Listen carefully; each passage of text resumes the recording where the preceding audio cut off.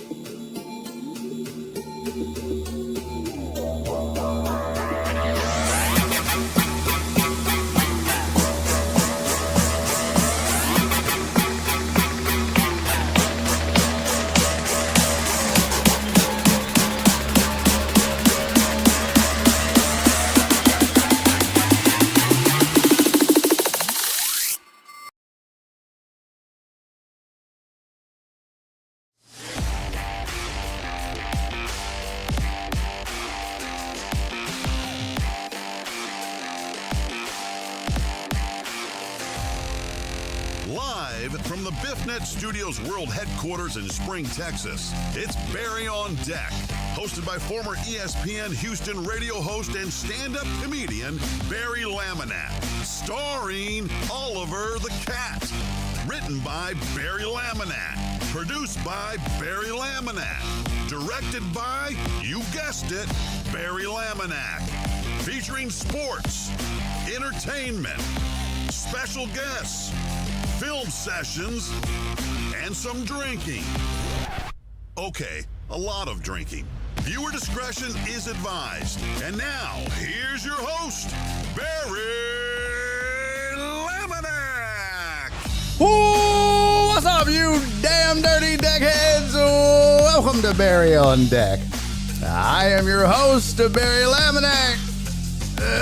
Thank you guys for being here. Today is Thursday, January 9th, 2025. And this is episode number 887 of Barry on Deck. Welcome to the show. Welcome to the program. Hey, hello, hi, how are you? I'm super surprised I haven't screwed it up yet this year. I don't think I have. I think I've said 2025 every time so far. I'm still waiting. I'm still putting 2024 on my checks. I haven't written a check. I haven't written a check in God knows how long. Like, it's been a really, really, really long time. Like I can't even remember when. Trying to think. Donna said, "Who writes checks anymore?" Probably just Yao Ming. Can I write a check? Remember that commercial? Can I write a check?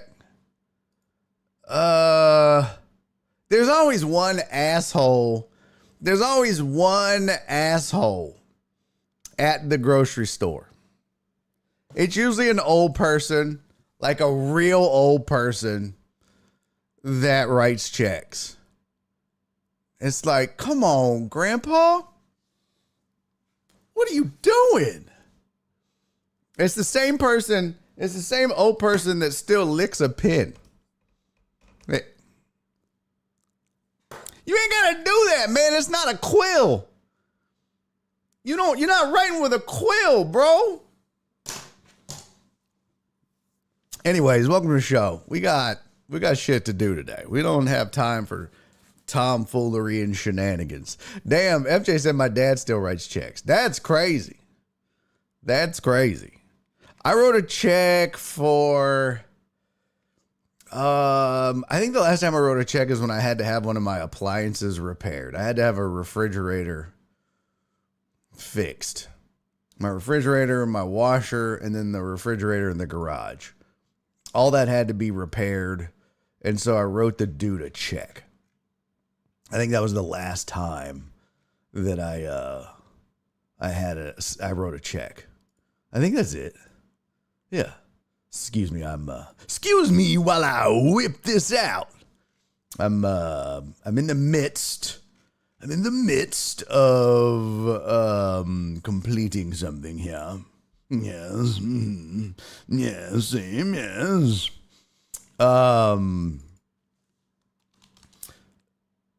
It's for the show, so don't get all stupid with me. So we got a ton to do today and a short time to do it because I owe you guys a private hour. I was derelict in my duties last year of giving you Patreon members a private hour once a week as promised. If you're not a Patreon member, you can join patreon.com/Barry on Deck. Great way to support the show. And I vowed to be better at that. Now, the goal was to do it every Tuesday. That did not happen. We had some commotion. Our first show of the year was going to be on Tuesday, and I had computer issues. It wouldn't boot. I apparently had jarred something loose, moving it around, cleaning the office. You'll notice the new digs. in the background if this is the first show you've caught in a while. So that was one of the problems getting rolling. What is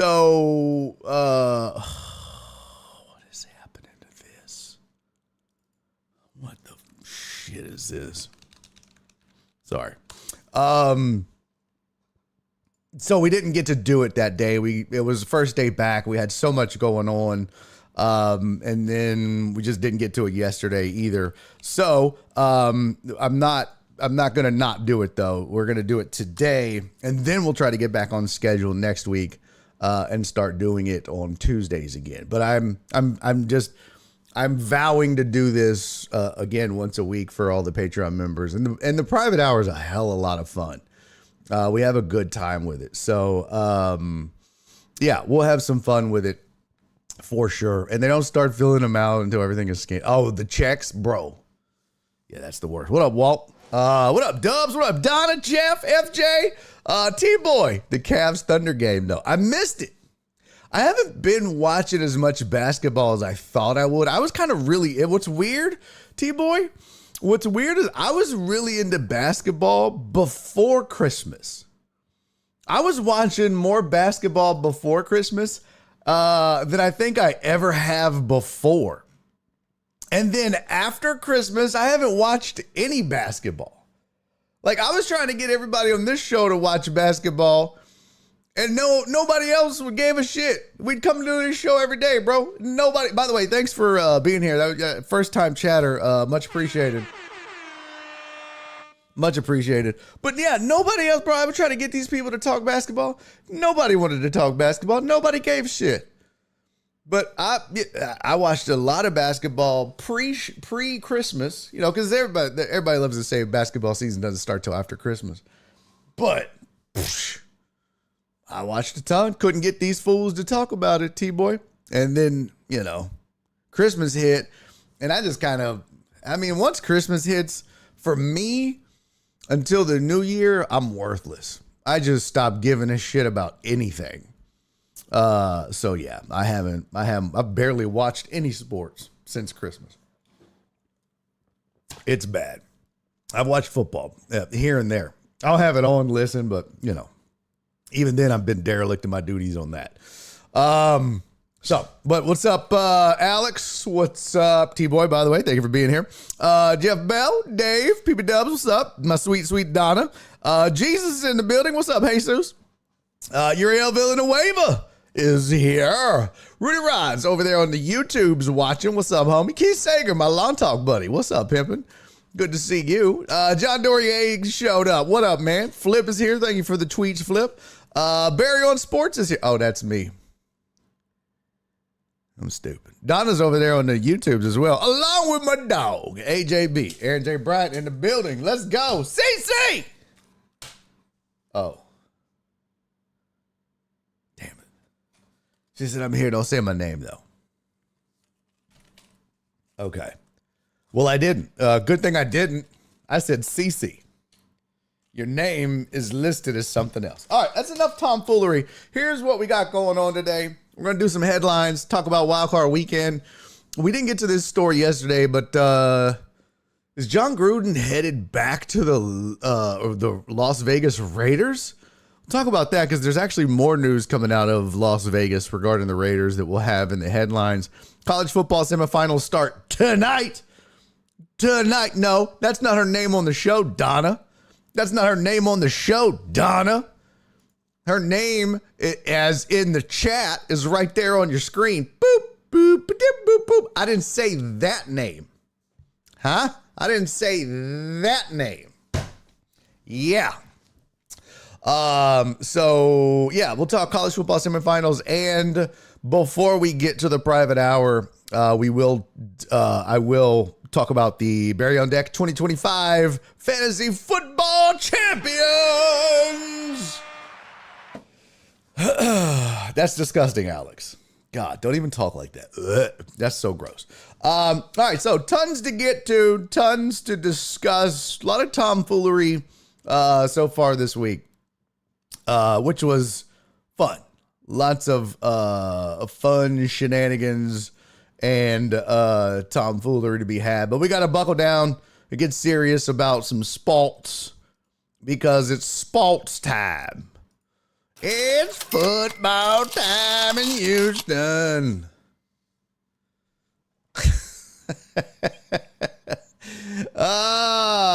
Yo, Captain Poe! What's up, homie? Good to see you, man. Welcome back. Happy New Year. Thank you for the 200 bits, too. Much appreciated. He said, what does Rex Ryan and John Gruden's name being floated around say about the state of coaching? Would be their third and fourth stints. It's a good question. It's a great question. But what it says is that they're proven winners with experience. That's what it says.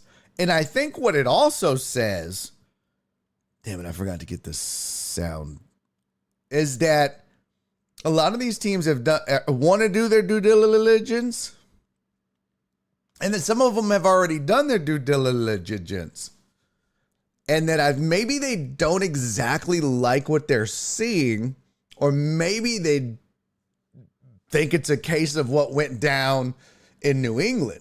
It's a Gerard Mayo situation or an Antonio Pierce situation where, look, we like the guys, they're just not ready yet. Now, some of these cats, have coordinator experience and they've been around for a while and they've built up to this. And so they're probably ready to go. But there's a reason why guys like Bobby Slowick don't have a job yet. And you know what that reason is? It's the same thing that white people are allergic to. Seasoning. Yeah, I said it. Go fuck yourselves. White people. Oh, that's me too. Damn it. No, it's true. I think a lot of times, yeah, you'll see in some cases, folks will take a chance, right? Folks will, hey, let's roll the dice and give this guy a gig and see how it goes. But a lot of times, it either doesn't work out or teams are just too scared to roll the dice on a guy that just has never been a coordinator or just has not been around the coaching ranks for a while. Because look, to you and me, all we see is the sidelines. That's it. That's all we see. It is so much more than that. So much more than that. You're the CEO of the locker room, so to speak. And that entails a lot. You're having to manage 53 egos along with a coaching staff. So you're managing people, you're managing players' egos, you're managing millionaires who a lot of them make more than you. You're managing superstar egos combined with average Joes making minimums and infighting. I mean, bro, it's not an easy job. And it's there's something to be said. Look, don't get me wrong. You'll hear me, and I've for my, I don't know what, I've been doing sports talk now. I was on ESPN for 7-8 years, longer than that if you count the last stint with Jerome and all that shit, but I guess I'm off and on still. Whatever. I've been doing sports talk since 2013. And for that entirety of it, I have always railed against retread coaches. Why do they continue? What the hell? Why do these teams continue to go with retread coaches? Now, I guess the caveat to that is, why do they continue to go with unsuccessful retread coaches? That's the thing that doesn't make sense, right? It makes sense that a guy like Andy Reid would get a couple of gigs. It would make sense that a guy like John Gruden would get a couple of gigs. I mean, these guys have success and have had success. But when you watch, who's the coordinator in New England OC that was under Belichick and Josh McDaniels. I mean, he had gotten a couple of gigs. It's just there's some of these cats that get opportunities, they fail, and then they get another one. You know, a good example that you're probably going to see again, Cliff Kingsbury. He got an opportunity. No seasoning at the NFL level, by the way. No experience whatsoever. Failed miserably, to my point. Went off, became a coordinator, is thriving. Is thriving right now. And you know what else he's doing? He's learning. He's learning how to run a professional NFL football team. Not a college team. Matt Patricia's another going out. Not a college team. But I only think he had one gig. I don't think he had more than one. But, you know, he's learning now. He's getting to watch how to run an NFL organization as a head coach. So he's got the skills. Like he's not a dummy. Cliff Kingsbury is a really smart coach, but it's more than that if they're going to hand you the reins of a football team. So that's what he lacked in Arizona. And that's what he's getting now. That's why guys like Aaron Glenn, that's what they're getting. Guys like Bobby Slowick, we know he's smart, but that's why he's sitting on these sidelines and not getting a job. Teams are just waiting. Yeah, just keep getting your seasoning. So I think that's the long answer to your question, Captain Pope. That's why you see some retreads. That's why you see these guys getting jobs again, because they know how to run a franchise, bro. They know how to be a head coach in the NFL. You're not going to have to worry about, oh my God, this guy doesn't know what the fuck he's doing. They may not be, you know, they may be a little out of touch with reality at this point, but it also just depends on the personality. Trust me, Rex Ryan is going to fit in fantastically with the locker room. Gruden, maybe. But Rex Ryan is wild. Rex Ryan is wild. By the way, did y'all ever see the video and hear the story about him and his foot fetish? Excuse me. Hilarious. Somebody asked him about it. He was like, yeah, I just stopped fighting it. He was like, I just own it now. It's whatever. I like what I like. He was like, you know, when it first came out, of course you don't want that information to come out. Of course it was embarrassing.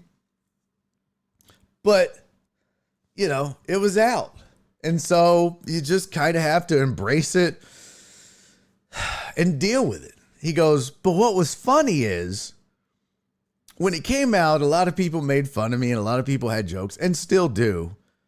But I've embraced it and I've turned a negative into a positive, and now we have fun with it. Of course, my wife hates it, but I always now, he says something to the effect of like, now when we're on vacation, I'm like, oh, hold on. Put your feet up. I got to get my feet picked. And he's telling this story on a podcast. Hilarious. But he said when it came out, and I finally just came to terms with it. But when it first came out, it was uncomfortable. But so many players and other personnel and people would come up to me in the locker room and be like, Coach, you're in defeat. Me too, bro. Me too. And like, but they never said it publicly. But so many people came up to me on the sly and told me they were in defeat too. He goes, there's a lot of us. They just don't get outed like I did. I was like, yo, that's crazy, man. But he's owned it. And that's the thing. Like, he's fun. He's funny. He's relatable. He's kind of crazy. He's down to earth. And that's what it takes, man. A guy like Gruden's a little too intense. But Rex Ryan can coach too. So make no mistake. This is not, this isn't Bill Parcells in 2024. I think he would struggle. I think he'd have respect, but he'd struggle. He'd win, but he would struggle to keep the locker room. So I hope that answers your question. Captain Pope said Gruden got canned by the Raiders the second time for some alleged emails for being a racist. Yeah, it had nothing to do with performance. It had everything to do with being a racist. Funny thing is,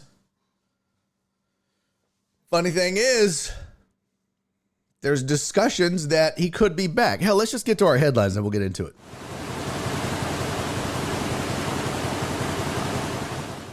Here's your sports headlines for the day. We'll get to that Raiders talk in just a second. Let's get through these. Vikings are considering Daniel Jones as QB2 for the playoffs. Playoffs? Yes, you heard that right. Minnesota Vikings are considering a significant shakeup to their quarterback depth chart. I don't like the term depth chart. It's stupid. I prefer the term death chart because the only time you need to go to it is if somebody dies. I mean, not really, but right now, Daniel Jones is third on the death chart. Nick Mullins is the backup in Minnesota. But however, this story came out that they're definitely considering Jones is QB2 and Nick Mullins would then be 3. Mullins was the backup all year. Says O'Connell twice declined to say if Mullins or Jones would be Darnold's backup. O'Connell said Jones definitely has progressed. He's gotten a lot of really good work in both running scout team works and then just extra work here and there when he can with quarterback coach Josh McCown and Nick and Brett as well. The best way I can put it is we're doing everything we can to get Sam ready to go. But at this time, whether it's Nick or Daniel or Brett, having all those guys absorbing the game plan like always. It's such a fluid thing here. I guess where there's smoke, there's fire. And look, there's a reason he's there. Some people like to go, oh, well, that's great. Daniel Jones has some skills. He has some abilities. What I won't discount is what the Vikings have done with Sam Darnold. Could they do that with Daniel Jones?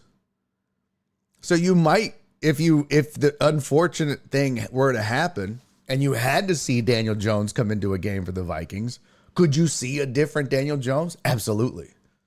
Because we're definitely seeing a different Sam Darnold. So don't think it's crazy. The Ravens have ruled out Pro Bowl wide receiver Zay Flowers against the Steelers this weekend. So that's not fun. Good thing they have a perennial MVP at both quarterback and running back.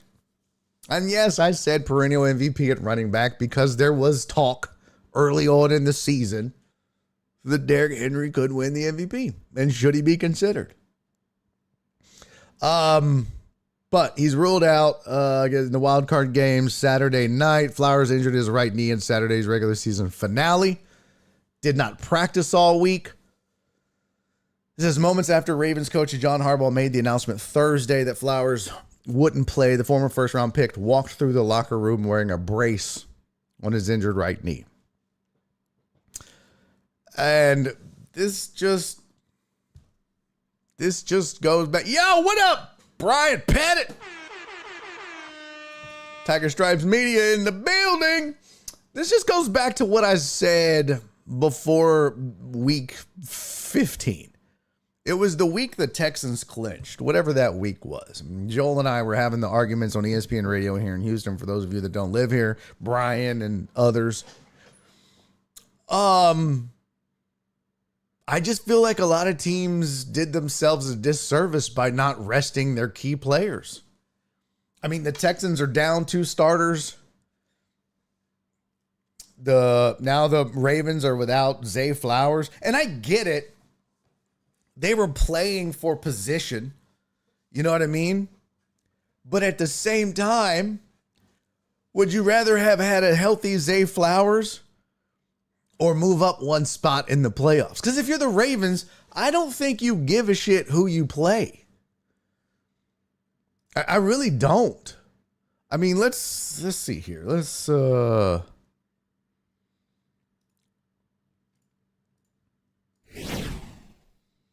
playoff bracket. And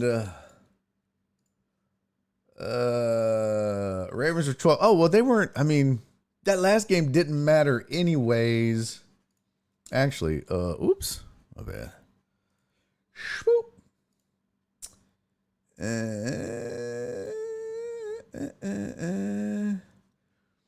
Yeah, I mean, I guess they could have got the 2 seed, which means they would have played the Broncos instead of the Steelers. And I don't know if you wanted to play the Broncos, honestly.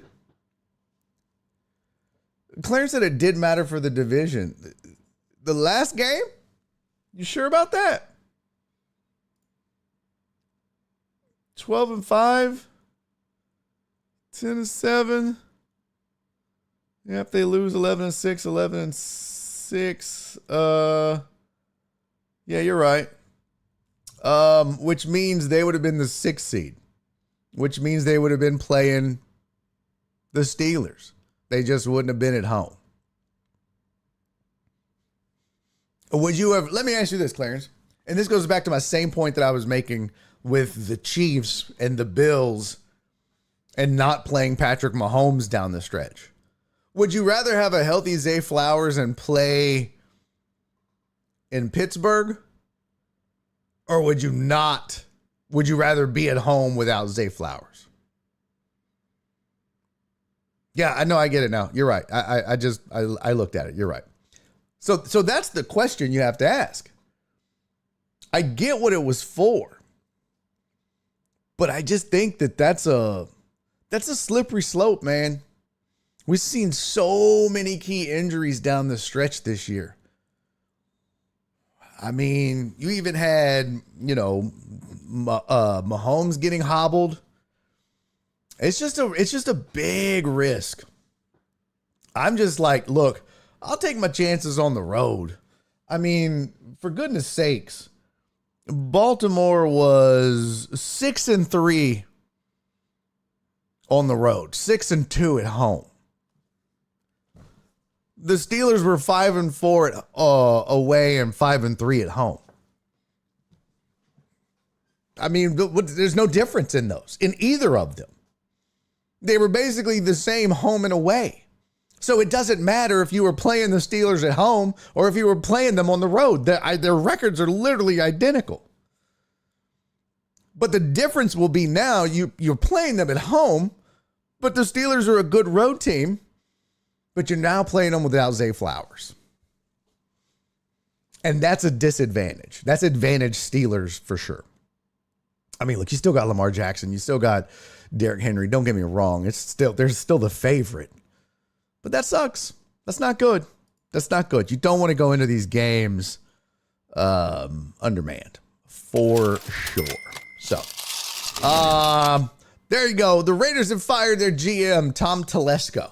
Mere days after firing Antonio Pierce. And this brings up what I wanted to mention to you, which is there's rumors abound that the Raiders, there was a whole list. Let me find it. Here's a list of the Raiders coaching candidates. You ready? Oh, come on. I'm going to read you all of the coaching candidates that the Raiders have either already interviewed or plan on interviewing. Ben Johnson, he's on everybody's list. Mike Vrabel, he's on everybody's list. And again, it's not because, it's not a retread thing. He won. He's got seasoning. He knows what he's doing. Liam Cohen, Bucks became the first NFL team in history to complete 70% of its passes. Many credit Cohen's make them defend every blade of grass offense. And don't forget, look what he's done with Baker Mayfield. It's kind of what O'Connell has done with Sam Darnold. They ran Baker Mayfield out of Cleveland on a rail. and he's thriving down in Tampa. So Liam Cohen is a hot prospect too. They've also Jesse Minter is on the list.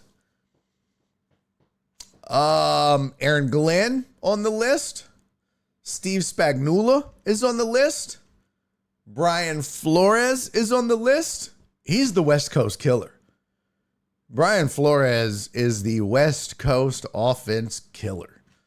Todd Monken is on the list. Joe Brady is on the list. And John Gruden. So there's all your Raiders coaching candidates, but John Gruden's name resurfaces. Now, another name has been added to that list.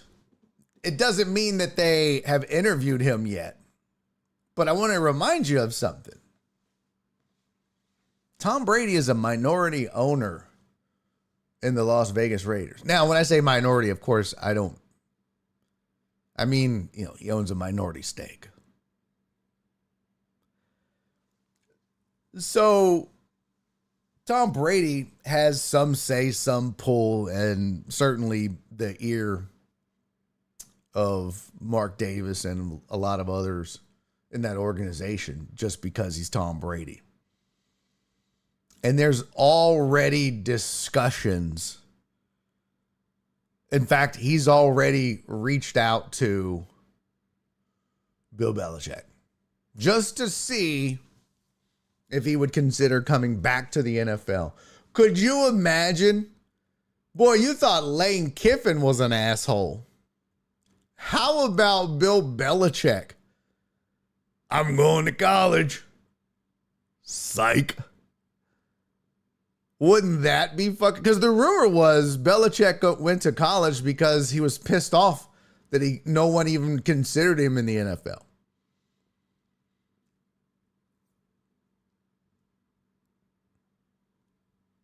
So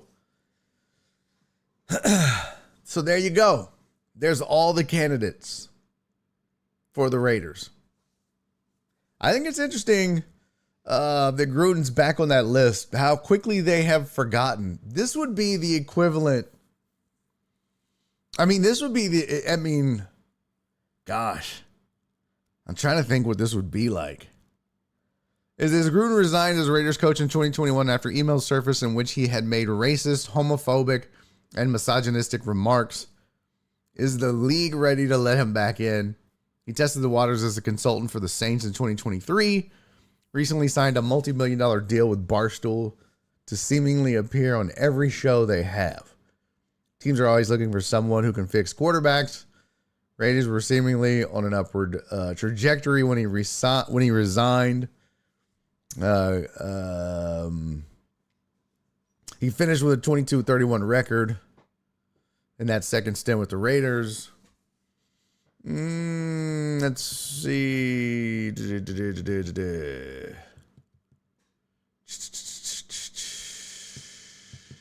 Says, while a return to Vegas seems unlikely, the 61-year-old Gruden could reunite with quarterback Derek Carr in New Orleans or get a look with the Bears or the Jets. So, Captain Pope, thank you for the 55 bits, man. Captain Pope said, how about the Steelers and Ravens game being exclusively on Prime? NFL continuing to whore themselves out.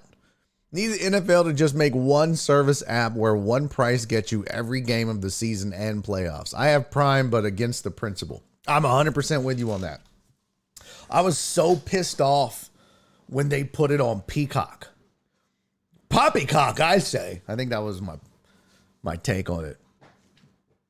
Last year. I think it was last year. I went on a rant about it. It was bullshit. Total Dallas, you were so close. You fucked that up so bad. You fumbled the bag and the joke, bro. Spider Y Banana 2. Jesus Christ. It's Spider 2 Y Banana, you moron.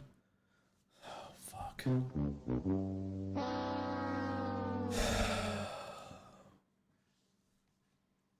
You gotta be fucking kidding me, bro. Did you really just Spider Y Banana 2?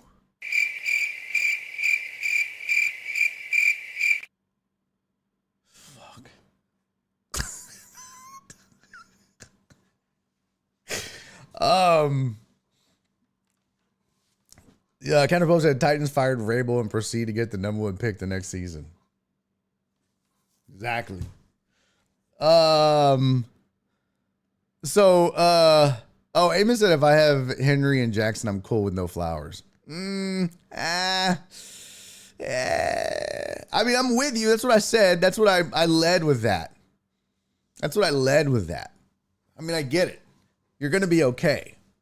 It's kind of like the discussion we had yesterday about dynasties and, you know, how, in fact, we got specifically talking about the Cowboys, and Total Dallas said, because I was making the point that every dynasty has like one single linchpin player that dynasty is built around. Michael Jordan being a great example of that. And Total Dallas said, well, the Cowboys had the triplets of Aikman, Irvin, and Emmitt Smith. And I was like, well, I think Emmitt Smith is the one. Like you could take Emmitt Smith out, and I don't know if you're winning as many games with Irvin and Aikman, but I think if you took out Aikman, you'd still win with Irvin and Smith. And if you took out Irvin, you'd still win with Aikman and Smith. But if you took out Smith, not so sure you're winning as many with Aikman and Irvin. I think it's very true. You take out Flowers, you're fine. So that's what I said. I led with that. I agree. It's not, you're not taking out Lamar Jackson. That would be devastating. Derrick Henry would be a tough blow. I mean, if you're going to lose one of the three, if you had to, yeah. Hey, what up, Tony? Clarence said, oh, you lucky I can't time you out. Omaha. Oh, that's funny. Less and less people watch linear television, so there's no advertisement to sell. So putting games on these apps is the only way to get to go from business standpoint. It's a good point, Amos. It's a good point.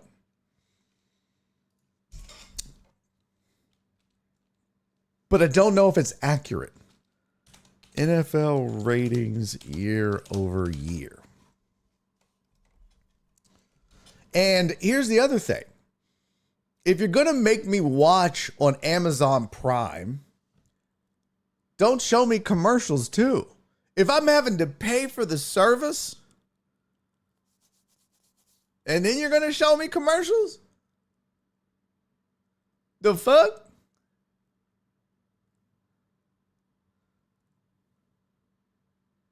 Like, that's, I think, part of what pisses me off is for the entirety of my life, football has been free. Sports has been free except for combat sports. Combat sports model has always been pay-per-view for big fights as long as I've been alive. Well, I shouldn't say that. Don King turned it into that. But there used to be huge boxing matches just on regular broadcast television. Actually, Vince McMahon did a lot of WrestleMania was, they called it, what do they call it? Simulcasting? Where you just go to like an arena and they would show it on a big screen. That's weird.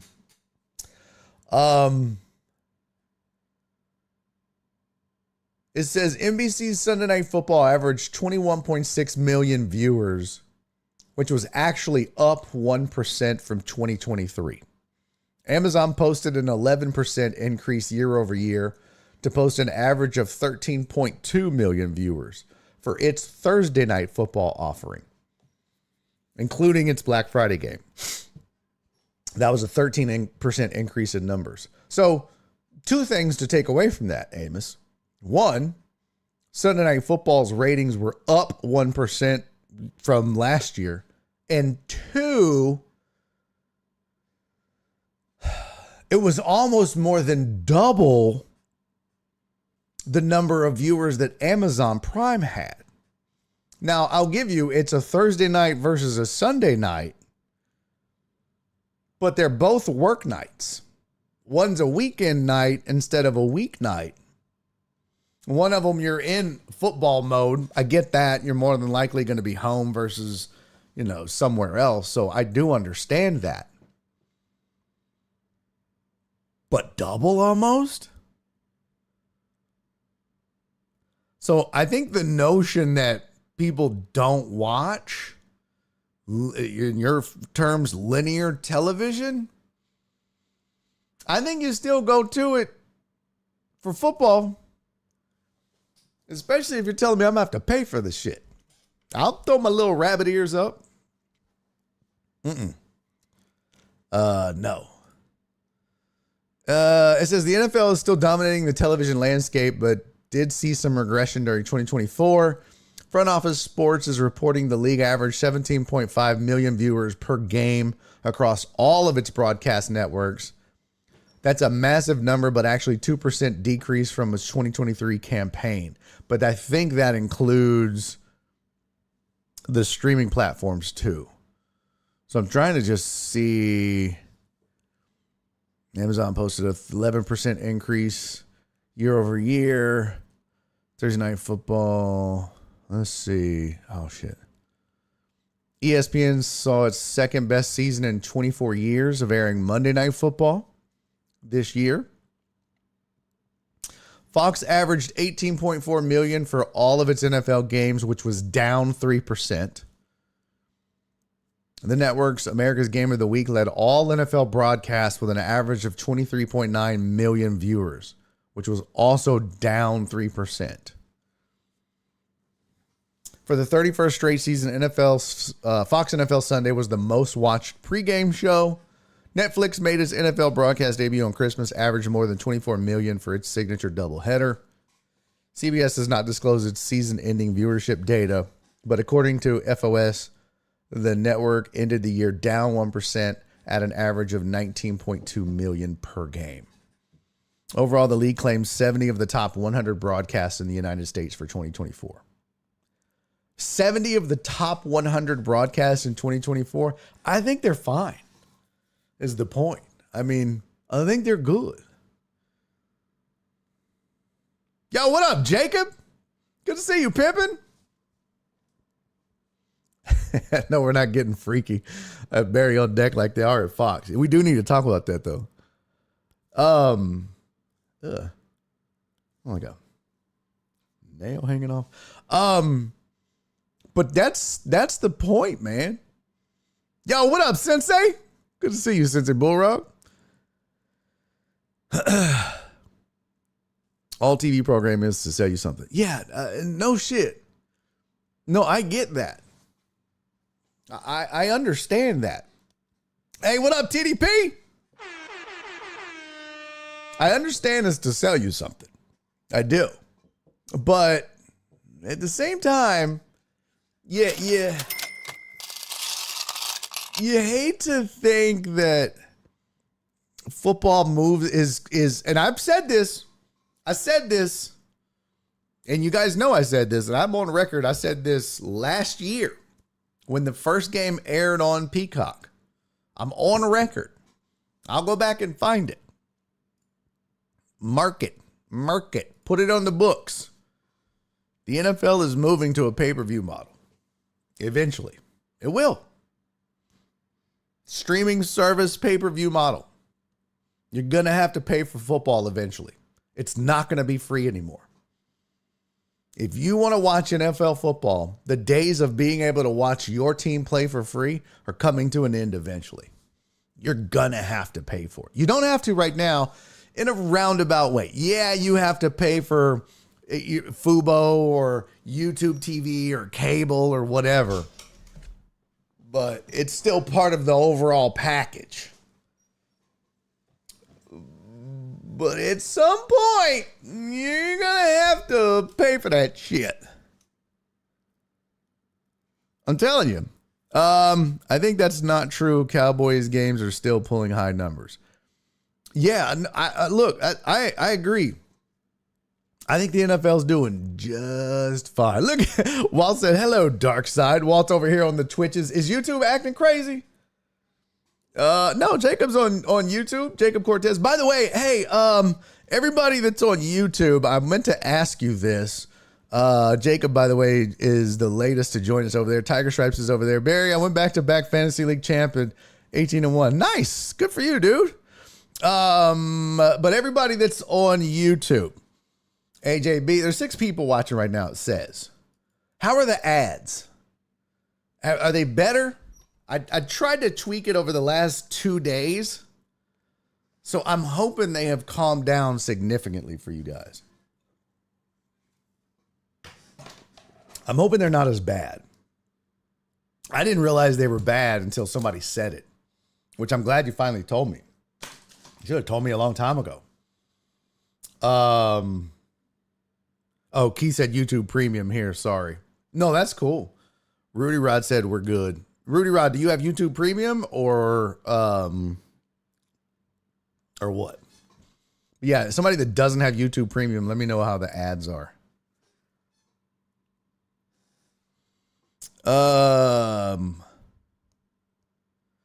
Perry said pay to watch football. How is that any different than now? No. I mean, like I said, yeah, you pay for like Fubo or YouTube TV, but I have not had to individually pay to watch the Texans. But that's coming. That model is coming, folks. It's coming. Wall said YouTube is good, but I jump on Twitch with the gangsters when I'm on Wi-Fi. Oh, snap. Jesus said it's better. Oh, good. Got you. Okay.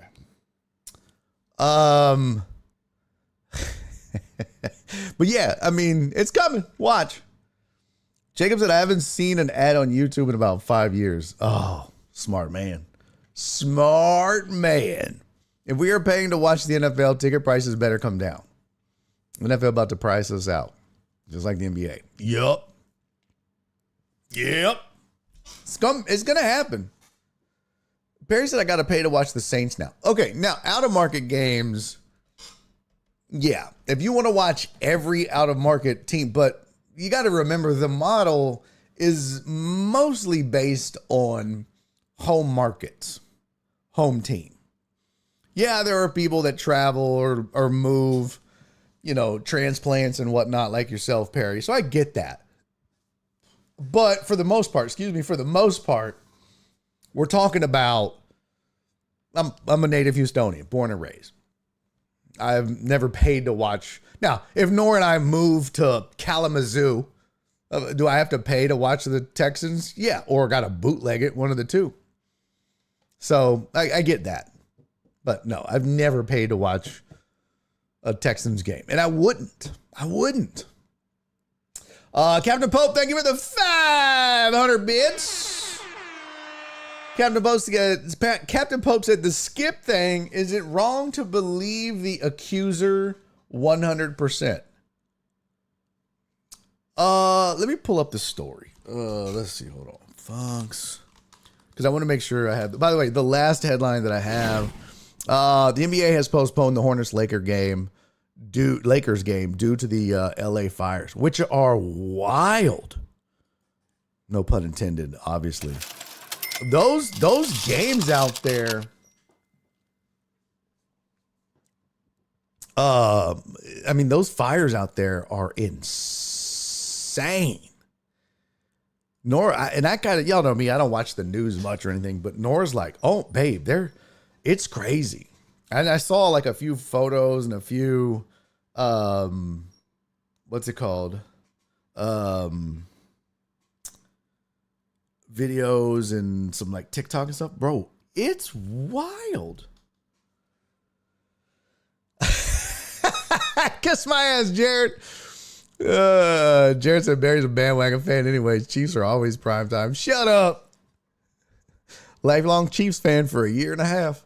Hey, what up, Cisco? Hi from high. Sorry I'm late. In an all-day meeting. Catch the replay. Love y'all. No, you're never late when you're here. Amos said, I remember I got YouTube Premium to watch this guy named Barry, and he switched to Twitch on me.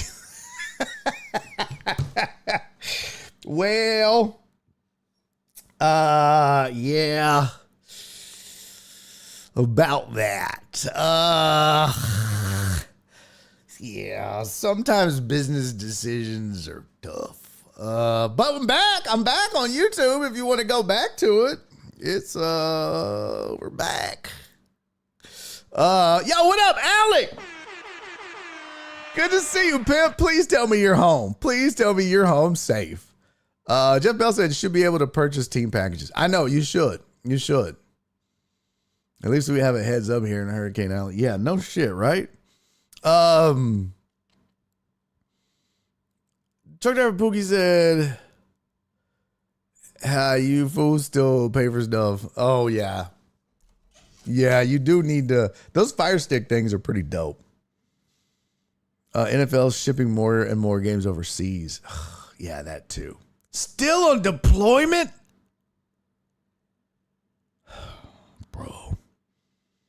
Alec, can we send you care packages? Is that a thing? Can I send you a care package?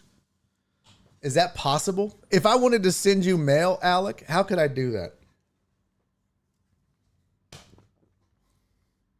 How could I do it?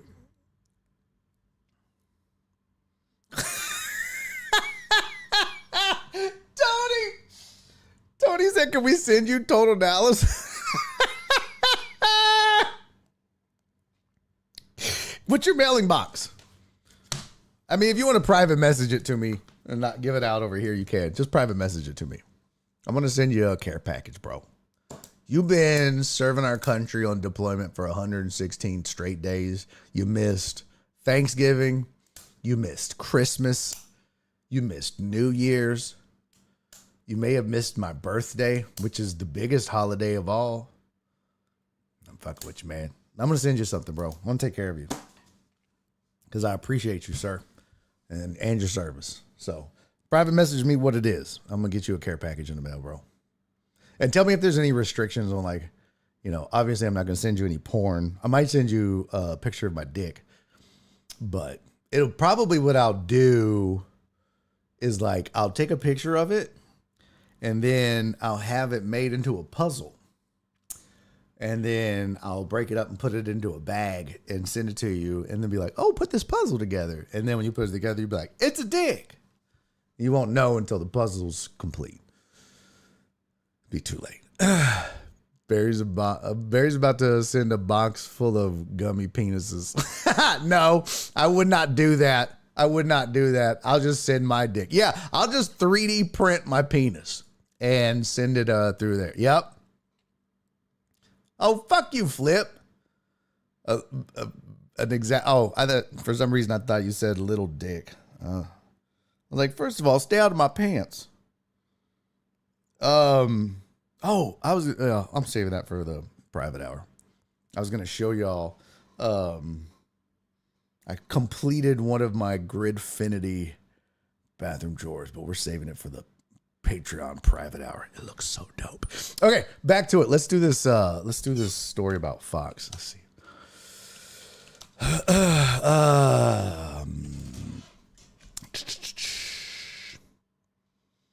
Let's see. Joy Taylor decision. Here we go. So, if you missed the story, let me see here. Why is this going so slow? Chrome resize. There we go. Boop.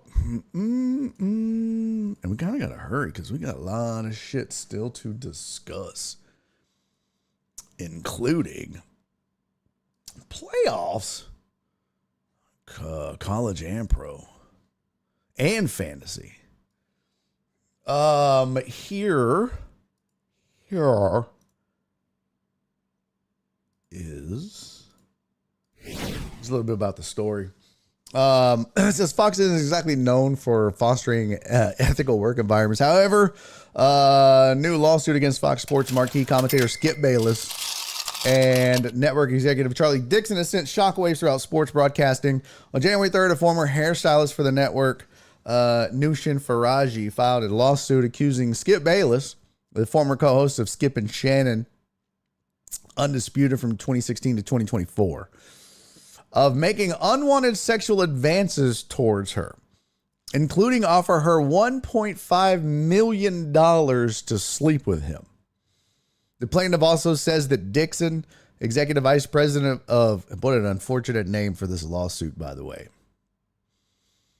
Man. The plaintiff also says that Dixon, executive vice president of content at Fox Sports 1, groped her at a party and sexually pursued other women employees. Other notable defendants listed in the complaint include popular Fox Sports 1 host Joy Taylor, who allegedly dismissed Faraji when she confided in her about the groping incident in 2017 and began mocking her accent in 2021.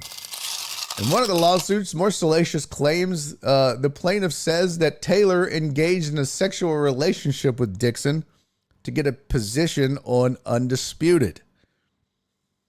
The lawsuit alleges a harrowing saga of systemic abuse and complicity over almost a decade.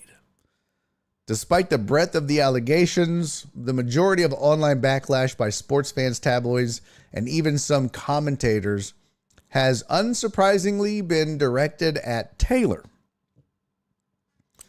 Let me see. I'm gonna read this because I hate looking away from the camera.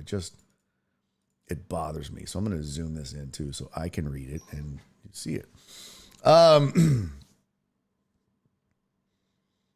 Let's see. Directed at Taylor. It reveals a double bind for women working in male-dominated environments who find themselves in a damned if you do, damned if you don't position when it comes to sexuality in the workplace. The online response to Taylor, however, shows a gross enthusiasm by men to discredit women in sports journalism. In an industry that on the surface seems like it's embracing more women, there seems to be no way to win. So it says, what is she alleging? Farji's attorney says that she was forced to endure misogynistic, racist, and ableist workplace where executives and talent were allowed to physically and verbally abuse workers with impunity. Hostile work environment, retaliation, and wrongful termination. Requesting her suit be certified as a class action. Includes allegations on behalf of other Fox employees.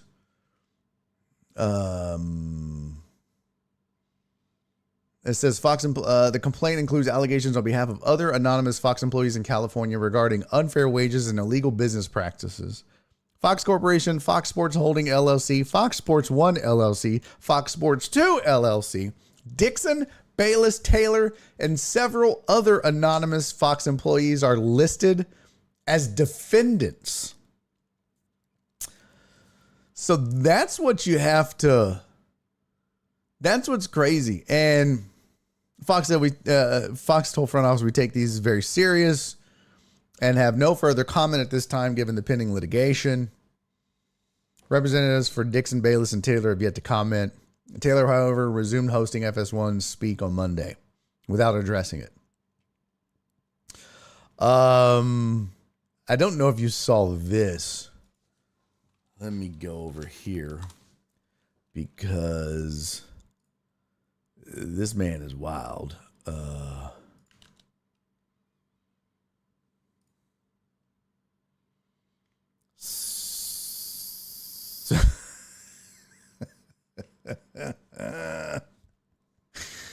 Oh my God. He is fucking crazy, man.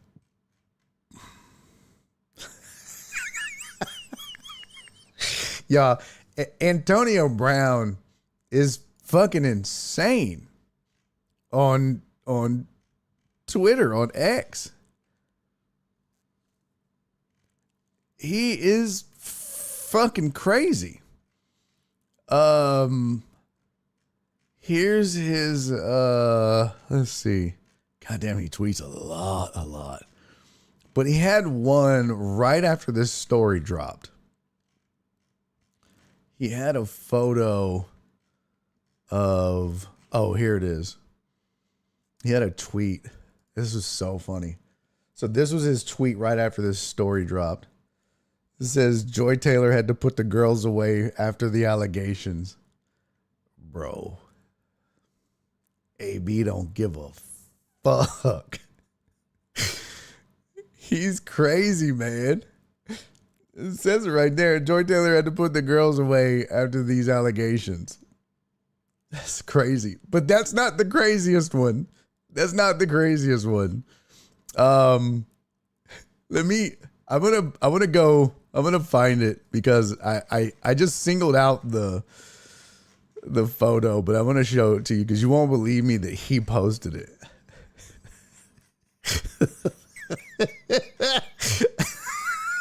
This is so fucking great. This is why the internet was invented right here, folks.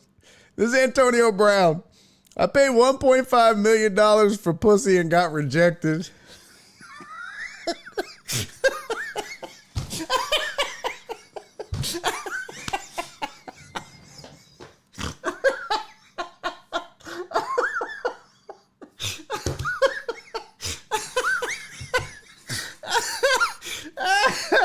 Oh, goddamn. Oh, shit.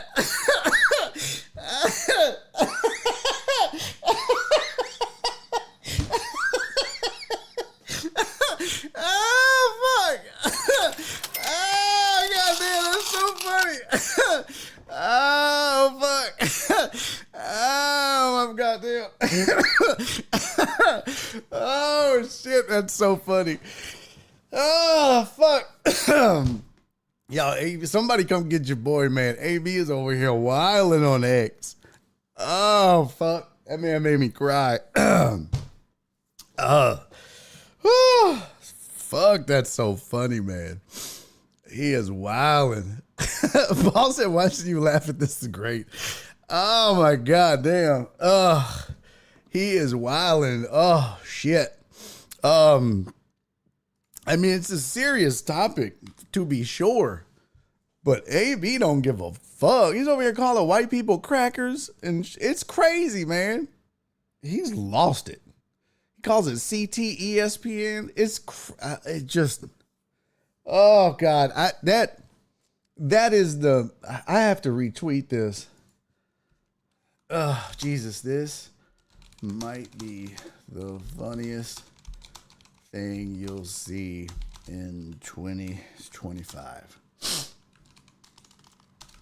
And it's only the 9th. Oh my God, that's so funny. Shit. 1.5 million is truly wild. Dude, first of all, and this is going to sound terrible. This is going to sound like Down say the Cracker Award is coveted by all who are nominated and win.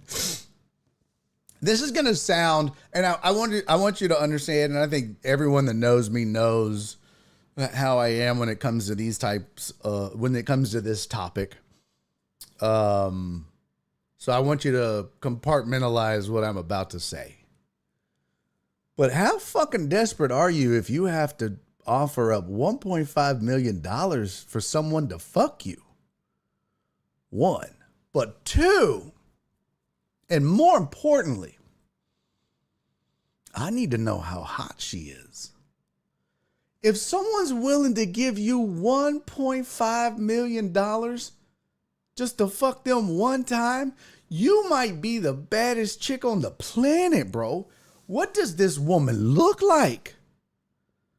Oh my God. Because let's wrap our heads around this for a second. He didn't say 500,000. He didn't say 1 million, which would have been crazy. We got all the way. We didn't get to 1.1 million, 1.25 million, $1.5 million. Cece said she's not cute. Not that it matters. Yes, it does. She's not cute. I love you, Cece. Flip said ain't no pussy that good. Bro,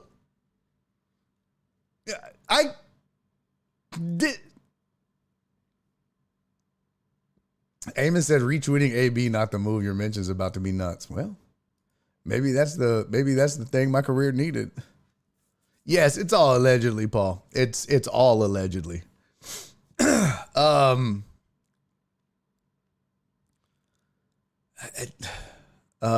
Jared said just finished Mr. McMahon. What is the proper way to pay? Upfront or hush? That's a great question. Upfront. I mean, if you're going to do it, if you're going to be that dastardly and dirty, upfront. You know why? Because that means she's complicit. That means she's in.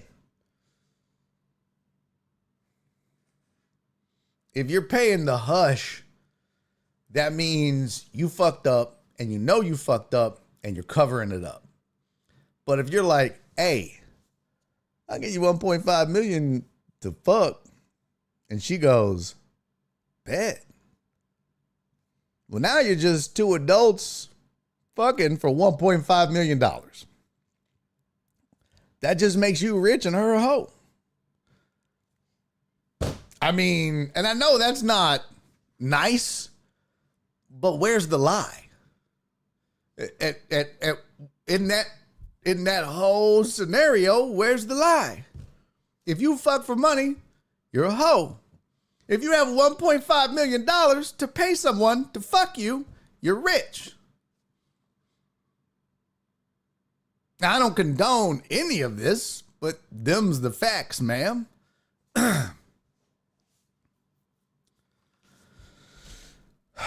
Now, Dre said that peanut butter skin, though. Cece said, call me a hoe because I'm trying to find Skip. Skip. Listen, Skip. I'll fuck you for $130,000. I don't give a fuck, Skip. I ain't gonna lie. For real. This shit ain't going good. I would fuck Skip Bayless for $3,000 right now. Right now. Somebody get Skip on the phone. I'll fuck Skip right now for $3,000. Mimi said, I'd be a hoe for 1.5 million. Y'all are wildin', man. Oh, that's crazy. Flip said, plus, how long can Skip go? I doubt he's Mandingo. Jacob said, the things I do for a sandwich right now. Yeah, right? 1.5? Shit. That's what's wild about this whole thing. Cece said, you taking my play, Barry? Greedy bastard. We just sent you money. That's so funny. Oh, Captain Pope said Pete Davidson had a good bit where he talks about the minimum it would take for him to suck a dick and how all dudes lie. Oh, yeah. My buddy Jesse Payton has a bit about that, too. Skip paying $1.5 million for 3 pumps. $500K a pump is wild. Oh, that's so funny. Bro, look.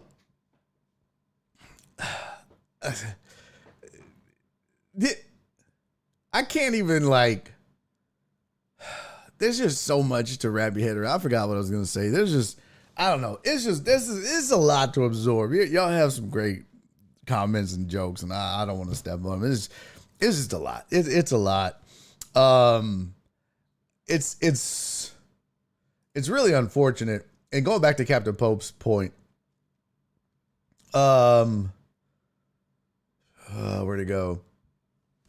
Between Skip stuff and Shannon accidentally going live for a few months, 2 old horned up dudes. Why does sports media breed these kinds of environments? Which was a great point, Captain Pope. That was 14 minutes ago. Thank you for the 100 bits. Look, man, that's just dudes. That's just men in the workplace. I hate to tell you this, Captain Pope, but women have been enduring this in the workplace in every discipline in every business. It ain't just sports media, bro. My mom was on this show and we talked about it.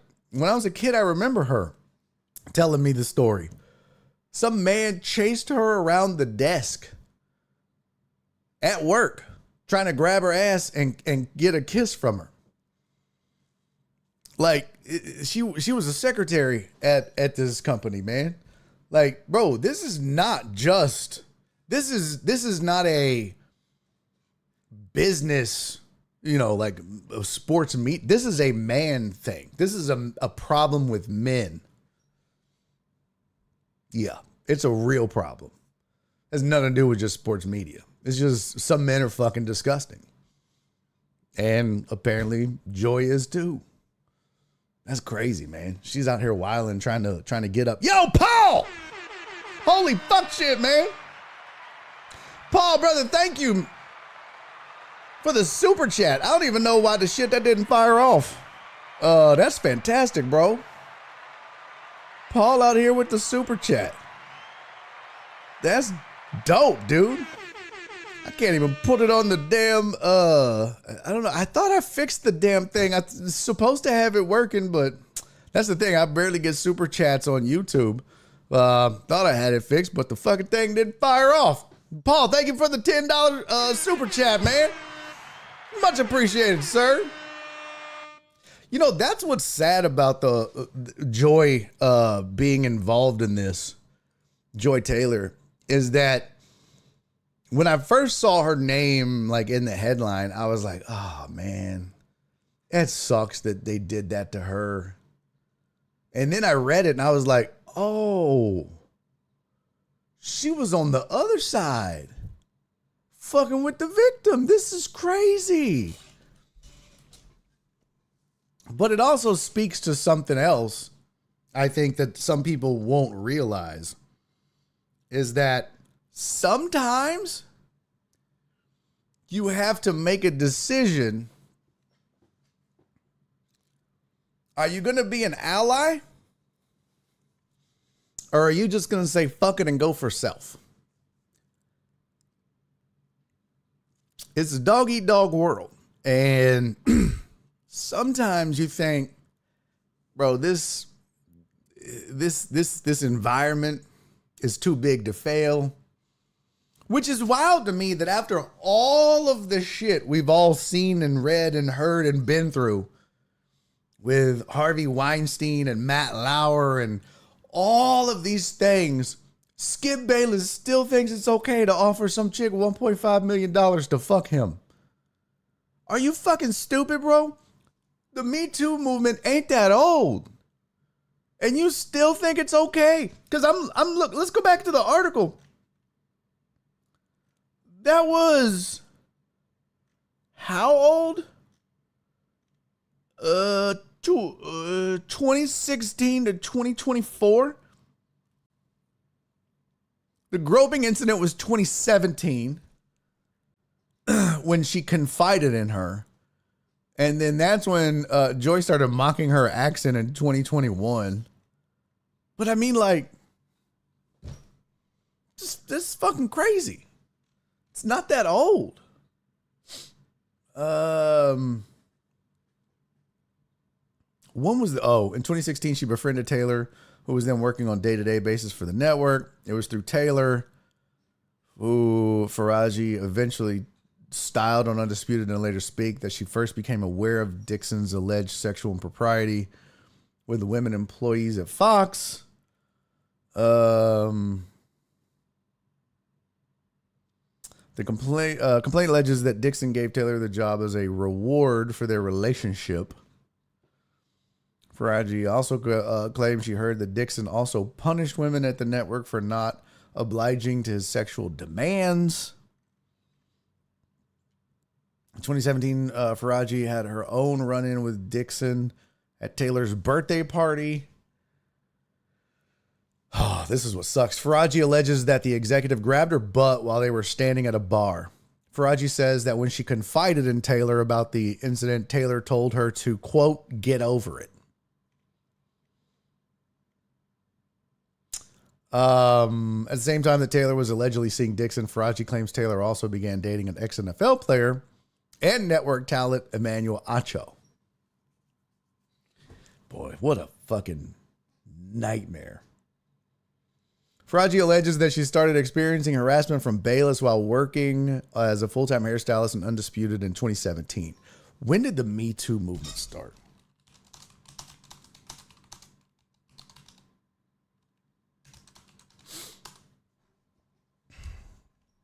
The phrase Me Too was initially used in the context on social media in 2006 on MySpace. By sexual assault survivor and activist Tarana Burke.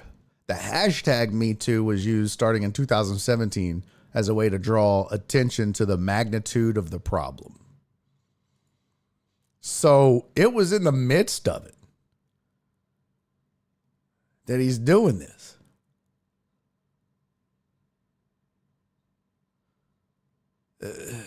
And it was my girl who started it. On October 15, 2017, American actress Alyssa Milano posted on Twitter, "If all the women who have been sexually harassed or assaulted wrote Me Too as a status, we might give people a sense of the magnitude of the problem." A number of high-profile posts and responses from American celebrities Gwyneth Paltrow, Ashley Judd, Jennifer Lawrence, and Uma Thurman, among others, soon followed.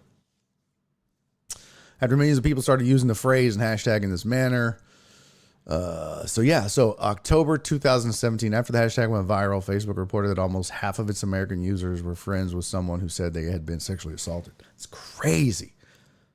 That's what's crazy, is you don't realize the magnitude of it. And that's why I say, Captain Pope, it's not just a sports media thing. And let's be honest, there are men who have been sexually assaulted by other men. There are women who sexually assault other women and other men.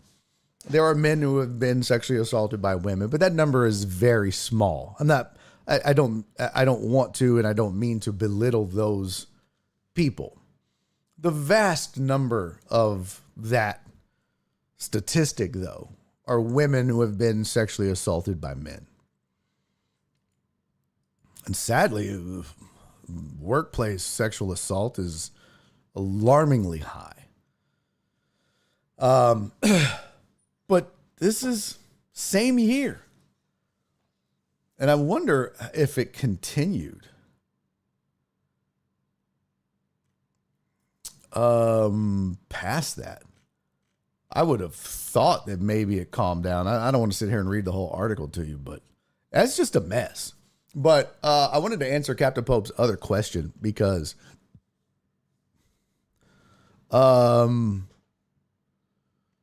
where did it say? Where was it?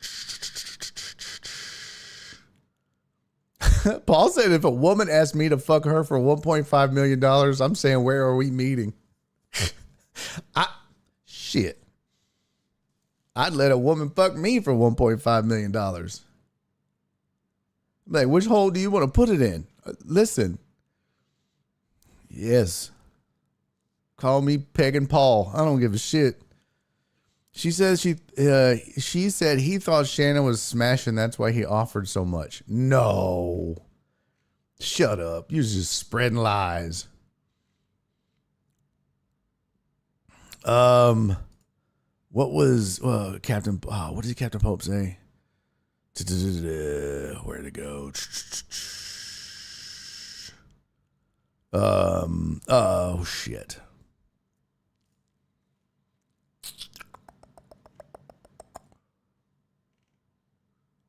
Fuck, where was it? I wanted to read it because I thought it was a good question. I wanted to answer. I'll just go over here.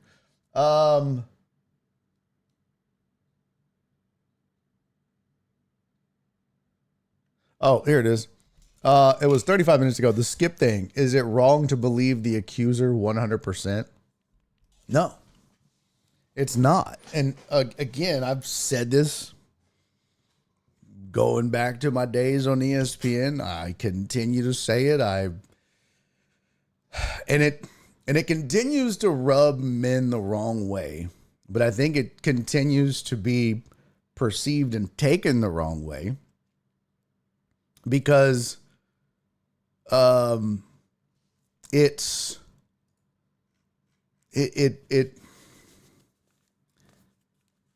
about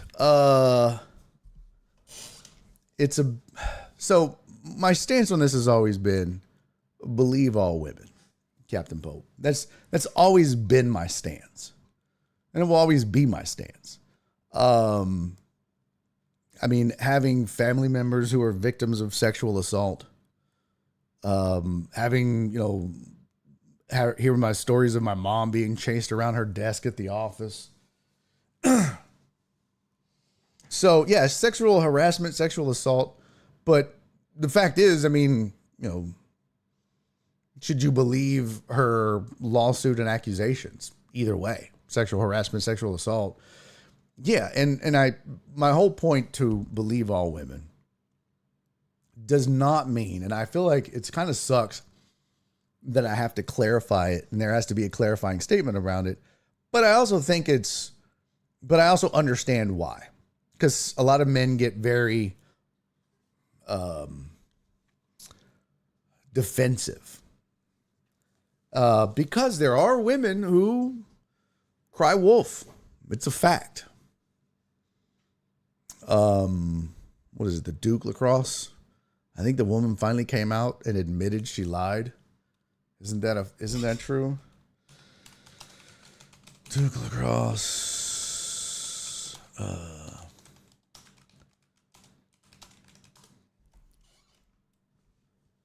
Yep, here we go. 4 weeks ago. Duke lacrosse victim, woman who accused Duke lacrosse players of rape in 2006 now admits she lied. The exotic dancer who once accused 3 Duke University lacrosse players of raping her admitted this week that she invented the 2006 allegations that set off a combustible national conversation about gender, race, and class. Crystal Magnum, who is now in prison, serving time for second-degree murder, said she made up a story that wasn't true against one-time defendants David Evans, Colin Finnerty, and Reed Seligman, who didn't deserve that. I testified falsely against them by saying that they raped me when they didn't, and that was wrong. You think? I betrayed the trust of a lot of people who believed in me and made up a story that wasn't true because I wanted validation from people and not from God, and that was wrong when God already loved me for who I was. Well, I hope he hates you now because the fucking rest of us do, bitch. Mangum and other dancers had been hired to perform at a party thrown by Duke lacrosse. She claimed that the players raped her in a blockbuster allegation that touched a hot button topic, such as sex work, race, and class. Charges against the players were eventually dropped, but it later emerged that Durham County District Attorney Mike Nifong had withheld evidence from defense lawyers that could have cleared the men much earlier. The prosecutor was disbarred in 2007. That night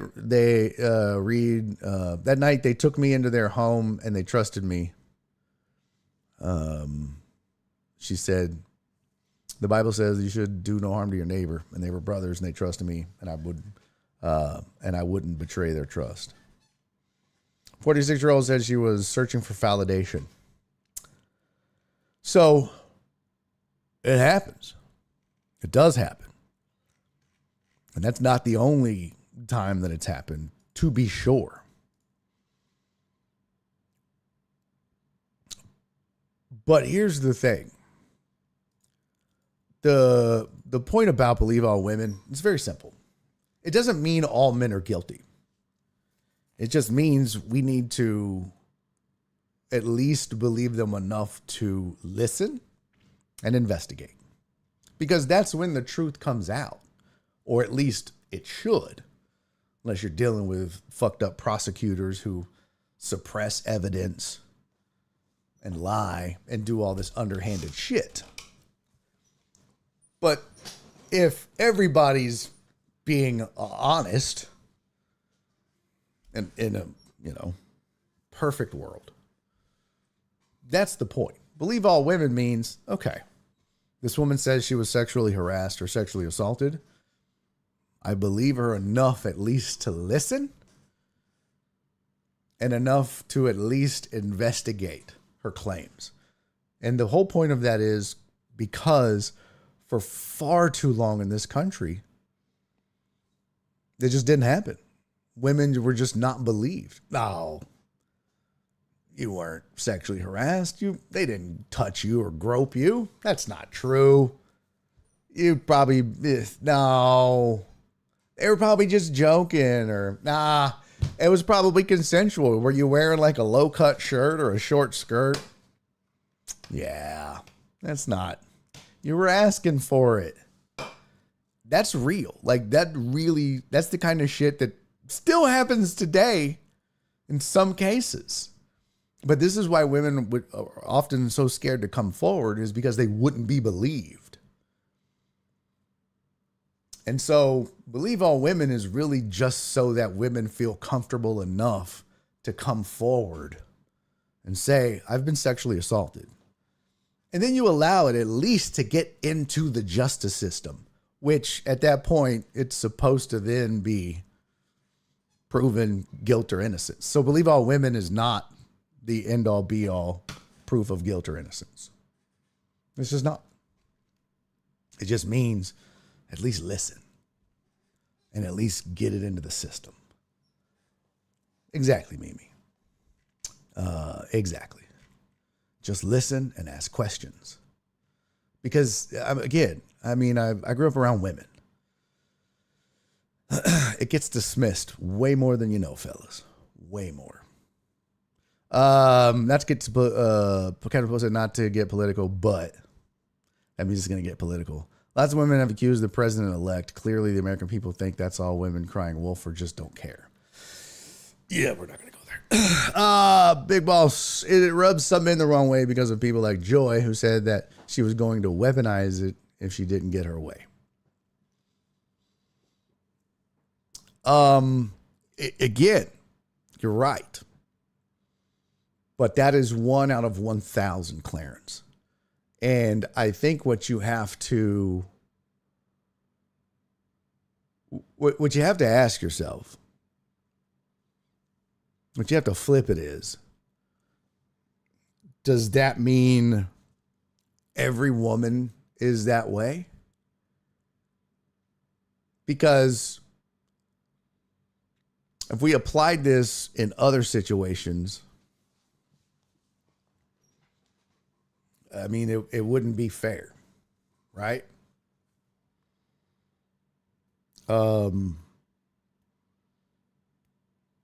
If we applied it in reverse, if one Saints fan that wears glasses slapped the shit out of his wife, does that mean we're to believe that all Saints fans that wear glasses slap the shit out of their wives? I mean, you know this, being a black man in America, bro. Just because one black man does something doesn't mean all black men do it. It's a problem in this country, too. Paul said, yes, all Saints fans guilty.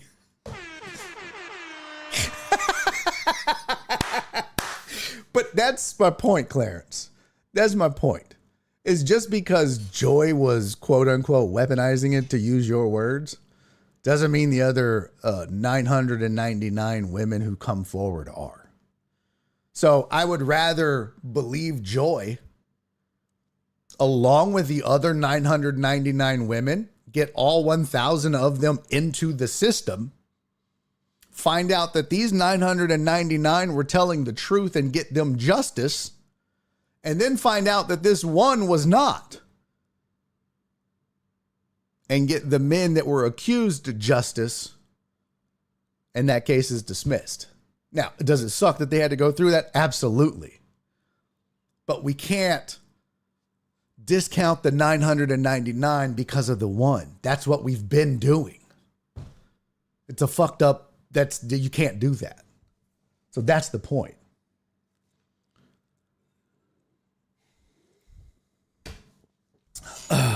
Clarence said, let's not go down that road. I'm just saying. I mean, you should know how that is, bro. As a black man in this country, stereotypes. It's the same thing with stereotypes of women, stereotypes of poor people, stereotypes of immigrants, like any stereotype, anytime somebody makes an assumption of a group of people based on the actions of one person, you can't justify that. You can't justify that. Honestly, this is getting way too deep. It's how a lot of times people's hatred for somebody or a certain group of people begins, because they were wronged by a specific type of person. It could be race, it could be culture, it could be a certain look, it could be something. They were either wronged or embarrassed or whatever, and their hatred from that becomes so big that now every person that represents that person is guilty as well. It's a tough thing, man. It's a tough thing. It's human nature, but it's very tough. If one Villanueva does wrong, I'm blaming both of them. No, that's not how it works.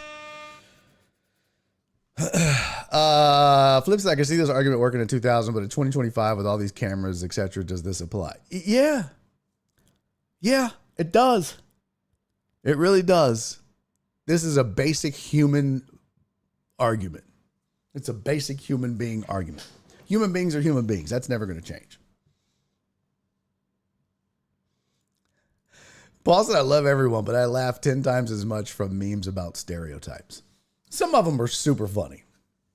Some of them are just mean and just outright racist, sexist, or homophobic, but some of them are funny as shit. Facts. Okay, let's change the subject. Let's get on something a little more lighthearted, because I got a lot of shit that I wanted to talk about. Oh! At @total_Dallas, blame us both.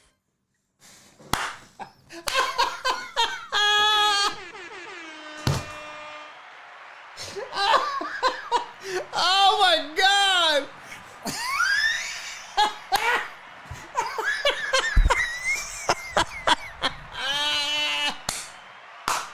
Yo, Uriel's the silent assassin! Holy fuck shit! Oh my God, did y'all see that, Paul? Y'all on YouTube didn't see that. Oh my God, Total Dallas just got timed out for 10 minutes. He's gone. Holy shit, that's so funny. Oh my God. We'll see you in 10 minutes, Total Dallas. Oh my God, that's so funny. Well, he can't talk, he can't chat, he can't do shit. Oh my God, Uriel. You just won the chat for the day, bro. You just won the chat for the day, bro. Congratulations. Oh, that was so great. What? AJB said, I know I'm late with my response. I was driving. Ads are every 6 minutes? What the fuck? Still?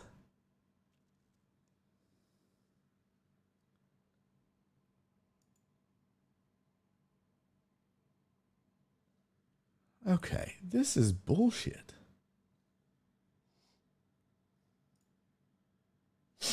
Yeah, this is horse shit.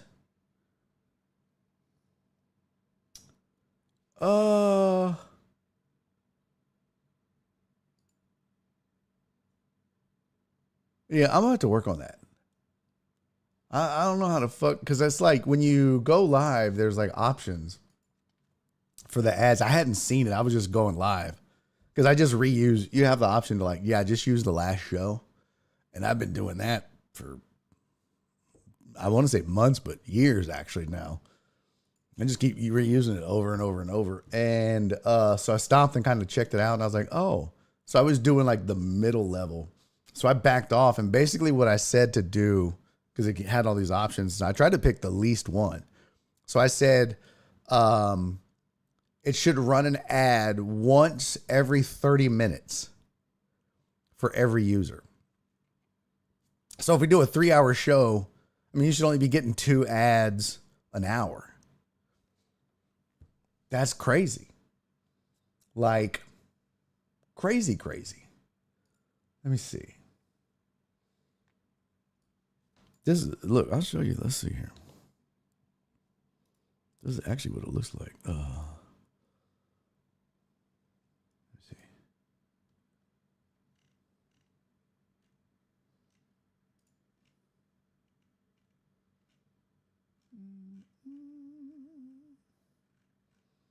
Yeah, so when I'm in, hold on. Close. If I go schedule a live and then I go reuse. So this would be like I'm scheduling a new stream. And then I would set all this stuff up. This isn't where you do the ad stuff. Then you go next. Choose how mid-rolls appear. And it was doing let YouTube do it. And that was super aggressive. So I said choose schedule mid-rolls every 30 minutes and show ads to viewers at different times. And it says to maximize revenue. But what that does is instead of everybody getting an ad every 30 minutes, it gives every viewer their own schedule of 30-minute ads. So it's still, if you join at 1, you're going to get an ad at 1:30 and then 2, 2:33. If somebody else joins at 1:30, they're going to get an ad at 2 and then 2:30. So that's why I did it that way.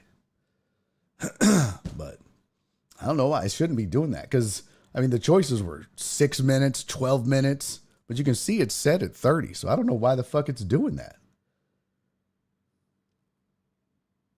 See, it says ads we show to viewers based on when they join. Because when I had to let YouTube do it, I was on balanced. And it was medium bullshit, balanced viewer experience. And you said it was crazy. Or somebody else said it was crazy. So I don't know. I don't know why the fuck it's doing that. I don't know. All right, but I'll keep tweaking it. Keep letting me know. Paul said I've only gotten 2 and I've been here an hour. Oh, okay. Jesus said not for me, but I will try to keep an eye how often ads come up. Oh, all right. Well, let me know. Cece said do this later. I swore today was Thursday. Okay, my bad. My bad. All right. A couple of things.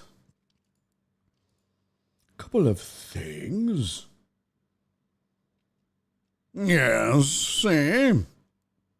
A couple of things. What the shit? Hold on. Hold the phone, chat. Shit. I must copy. I can't get my crap together. Little A Nueva.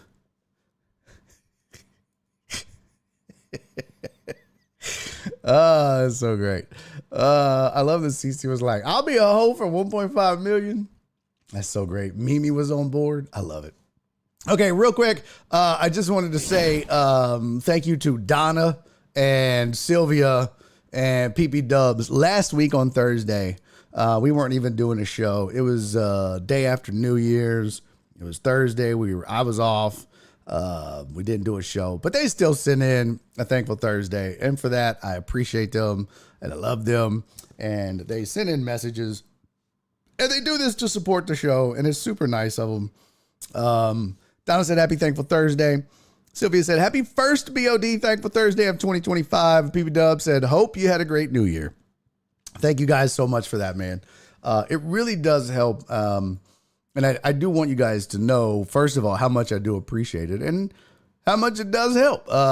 It allows me to do this. I mean, as much as I love you guys and as much as I appreciate you guys, I can't do this show for free. I mean, Dad's got bills. But this show started as a show for the people. And it is a show for the people, by the people, I always say. You guys are kind of the sponsors. You're the producers. You can just tell. Cece told me to move on. She's a producer. She's like, okay, wrap it up. That's enough. Move on. Next. This is exactly what a producer would do. They get in your ear and be like, okay, this is enough. Move on. So I've always felt like Barry on Deck is a we thing. It's always been a we thing. But I do appreciate you guys continuing to support the show and support me. And it allows me to continue to do it. So Jacob said the real man of the people. Fuck Granado. Nah, Granado's great. I would never, ever, ever say that. Love me some John Granado.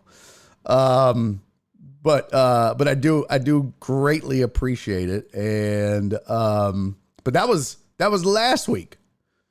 Also, want to say thank you to, the same folks plus Cece this week. So Donna, thank you very much. They always send notes, and they all send it via Venmo. But Donna said, happy Thankful Thursday. Again, Donna, thank you for your $10 Thankful Thursday. PP Dubs, thank you for your $7 Thankful Thursday, Dave. He said, here's something on some filament for Barry on Deck merch. Great shows this week. Thank you, buddy. I appreciate that. Sylvia said, happy Thankful Thursday. Thank you, sweetie. And Cece sending a $5 Thankful Thursday. This is the greatest note. She said, we're sorry we couldn't offer you a raise in 2025. Excessive absences, tardiness, and hygiene are one of the few reasons. What the fuck? Hygiene? Okay, I get the other one, Cece. Fucking hygiene? What's wrong with my hygiene?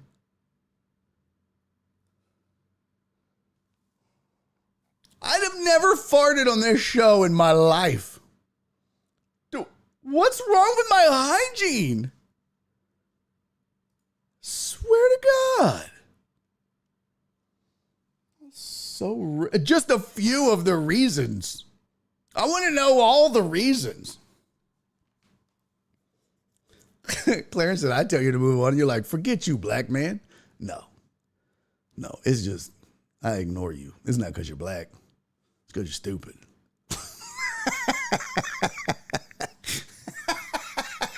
I'm just messing with you, Clarence. You know I love you. Cece said, look at your face. Oh, once a week shower, taking ass. Because the beard, I'm letting it grow. And by the way, I will have you know, what's today, the 9th? I have showered. Look at the calendar. Shut up. Man. 1, 2, 6 days so far this year. I'm going to set a record. Shit. Yeah. So there you go. Turning your ass into HR. Just kidding, sweetie. I love you. Thank you so much. I'm just happy to be here. Even if I didn't get a raise, I'm happy to be here. Hygiene. The fuck? I mean, I feel like it's got promise of filling in. It ain't there yet. Nora fucking hates it. I know she does. But I'm trying. I don't give a fuck. Okay. We got some other shit to talk about. We got Gruden out of the way. What time is it? 4:05. I don't want to delay this any further because I know I'll fuck it up and we'll miss it. And I don't want to do that. So without further ado, ladies and gentlemen, let's get to your 2025 Barry on Deck fantasy football winners. Yeah, baby. I don't have any cool music. I should have like I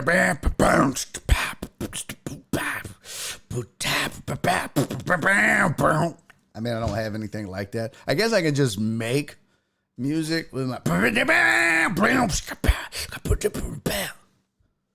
right. Trey said Pookie takes a hoe bath at Trucker's Paradise. Oh my God, the back and forth between you two is fucking hilarious.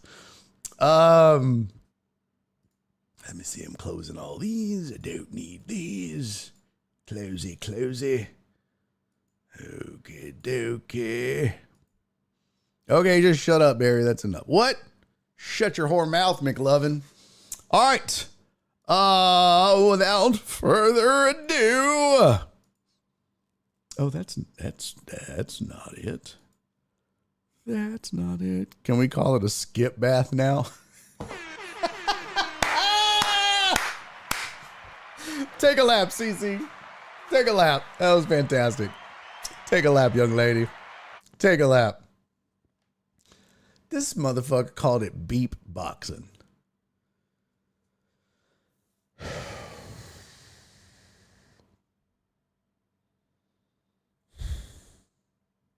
That is the whitest shit I've ever heard in my whole life. This motherfucker said beep boxing. McLovin, that might have been the whitest shit I've ever heard. It's called beat boxing. This.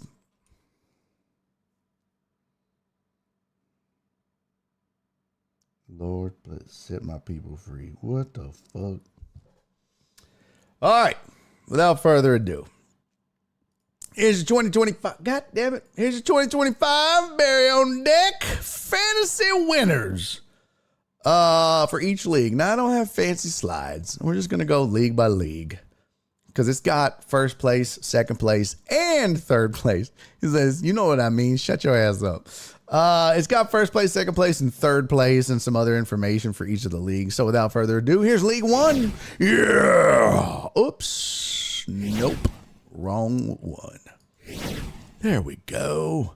There we go. Here we go. League One. Let me see if I can zoom in a little.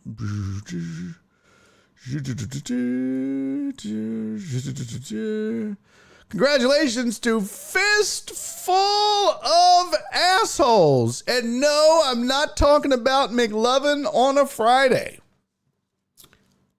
See? You keep fucking with me. You keep fucking with me. Fistful of Assholes, if I'm not mistaken, that's Chris from Sam Houston. I got to pull out the old spreadsheets because I don't remember all of the goddamn names. 1, 2, 3, 4. There we go. Yep, Fistful of Assholes is Chris from Sam Houston. Congratulations, my friend. You, sir, are the greatest of all time in League One of the Barry on Deck Fantasy Football Challenge. Coming in second place, the champ is here. That was Black Sheep's team. In third place, Caucaso. This is Jared Taylor. Well done, gents. Well done indeed. Here's how the finals shaped up overall. Here's the full and final standings. Fistful of Assholes was first. McLovin said that's a hell of a name. I know, right? Fistful of Assholes was first. Champ is here second. Caucaso was third. Tony the Handsome finished fourth. Hanging with Hernandez finished fifth. The Penix Mightier sixth, which is Cisco. So let's see. I gave you the first three. Tony the Handsome is Tony Garza. Hanging with Hernandez is Keith Sager. They finished fifth. The Penix Mightier, that's Francisco. Hail Mary is FJ. They finished seventh. Brian's best team is BZH 420. He finished eighth. Taking another L, Christian Alonso finished ninth. And somehow,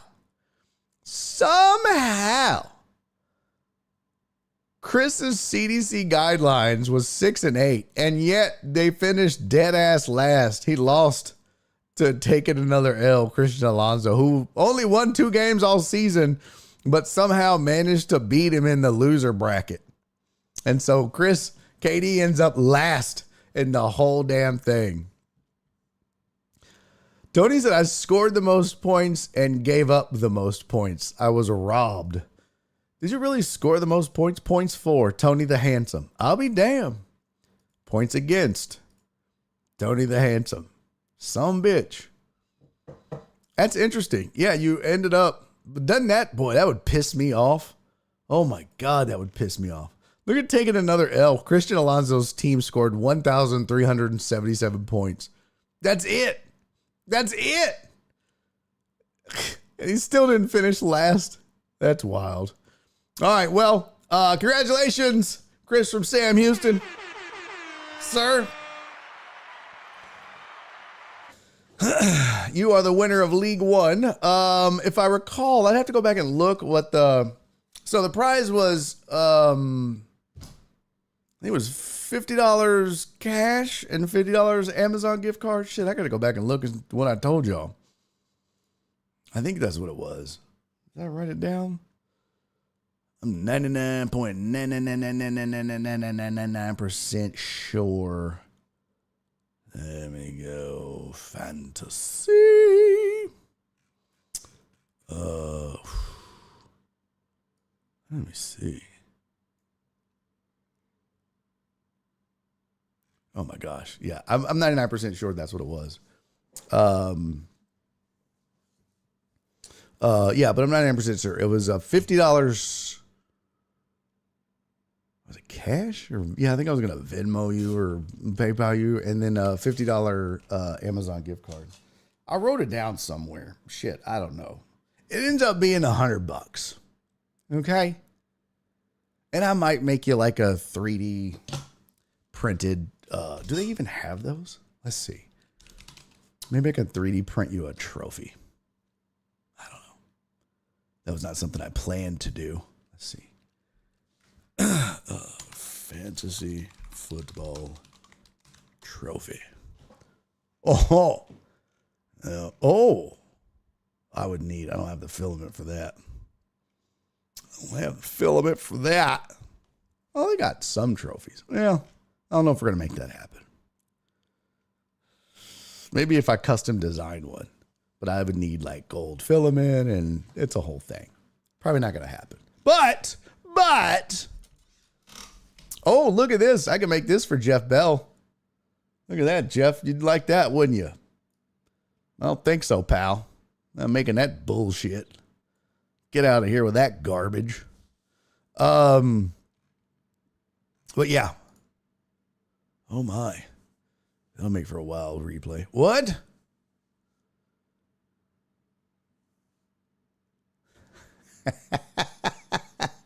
CC Joe Rosa, I'd rather have a fistful of assholes than an ass full of fists. That's true. All right. So, yes, I think it was $100 gift card, $100 cash. So that was League One. League Two. Congratulations to Clarence, the winner, the champion.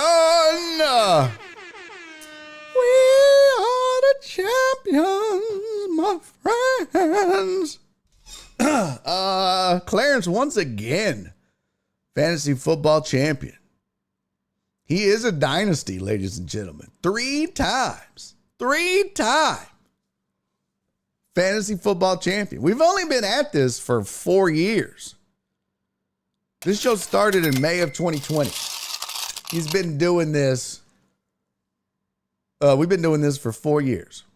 This is our 4th season of fantasy football. Yep. Oh my gosh, I missed so many here. What did I miss?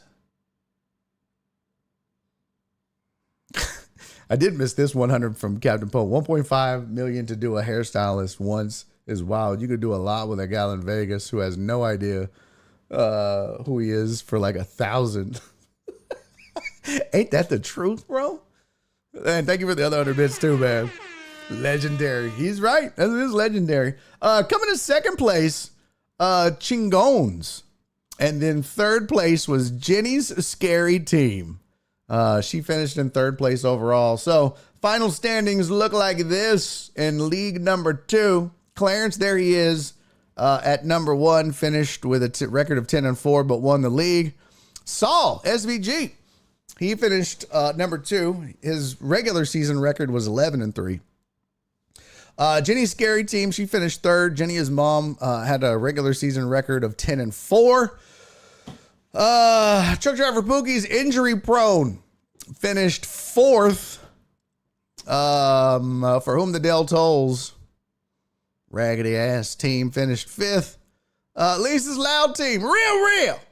Lisa's Loud Team finished sixth. Shout out to Lisa, by the way, for giving me a shout out on Facebook for a venue that runs comedy. She's like, she tagged me and said, when are y'all going to book Barry Laminack? That's what I'm talking about. Appreciate you real, wherever you're at. Love you, boo. Lisa's Loud Team 6, 713 Hooligan finished 7th. Calzone Parade, Potch finished 8th. No surprise with a 4-10 record. Cal's Burgers finished 9th. And CC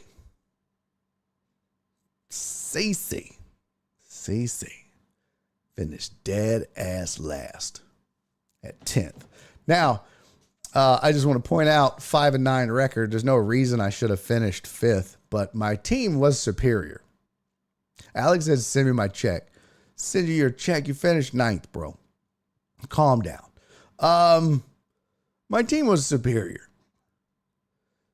It is a rough go. It was rough. I should have won this league. I by far had the best team. And Clarence, don't let Clarence's team fool you. I mean, his team was badass, but I had the best team. CZ said I was the dynasty. Now I'm just dying nasty. Here's the point totals. Clarence had 1,817 points.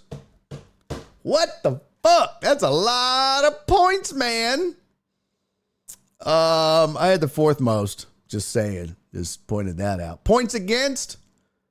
Who faced the most points? Yep. You fucking know it. Me.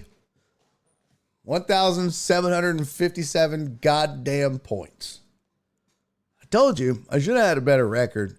Numerous injuries. Look at this. Look at this. Would you look at this?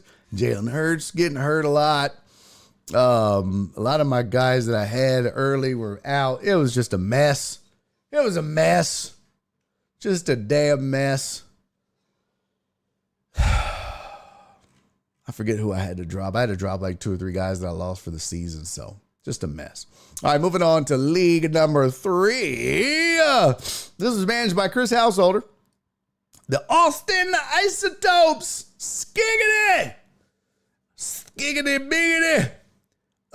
Skiggity big. What the fuck? Oh, there it is. Yes, Skiggity Bigs wins league number 3. He is the champion. Drafted under the influence. That is Uriel Villanueva. He came in 2nd place. And 3rd place, Jeff Bell, the Slow White Broncos, finishes 3rd. So congratulations, Skiggity. You are League 3 champion, my friend. League 3 champion. This was the trends and all that. It kind of shows you where they drafted versus where they finished. Their projections. Like, I believe their draft day ranking is the circle. Yeah, so like RomoCop Will Protect You was projected to finish 1st on draft day, and he finished 7th. That's total Dallas. Who had the best? Dr. Dre on 290 was projected to finish 9th. He finished 5th. BOD Swifties was projected to finish 3rd. They finished 1st. Of course, that's the, I believe the record. Here you go. Here's the full standings. Full standings and final. As I told you, Skiggity finished 1st. Drafting under the influence 2nd. Slow White Bronco 3rd. BOD Swifties, Sylvia finished 4th. RomoCop will protect you. Total Dallas finished 5th. Dr. Dre on 290 finished 6th. Amos finished 7th. A 504. They not like us. Rolling on Dubs. PB Dubs finished 8th. AJB, the Dark Nola 40s, finished 9th. And Rev House finished 10th. And once again, another 2-12 team that doesn't finish last in their league. You know what that tells me? That tells me that the other team just didn't give a shit when it came down to it. Here's points for and against. BOD Swifties, Sylvia, finished with the most points in the league. All the teams had 8-6 records. Look at that. 1, 2, 3, 4, 5, 6 teams of the 10 had an 8-6 record. That's crazy. And then 2 more had 7-7 records. Shit. Somehow PB Dubs was 6-8 with the least amount of points in the entire league. You lucky son of a bitch. I don't know how you did that. Joe Pro. Damn. Projected first, finished damn near last. That's the most Dallas thing that's ever Dallas.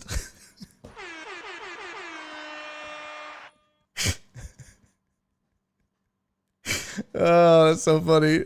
Clarence said, damn, TD, you drop faster than Pookie on Bissonnet.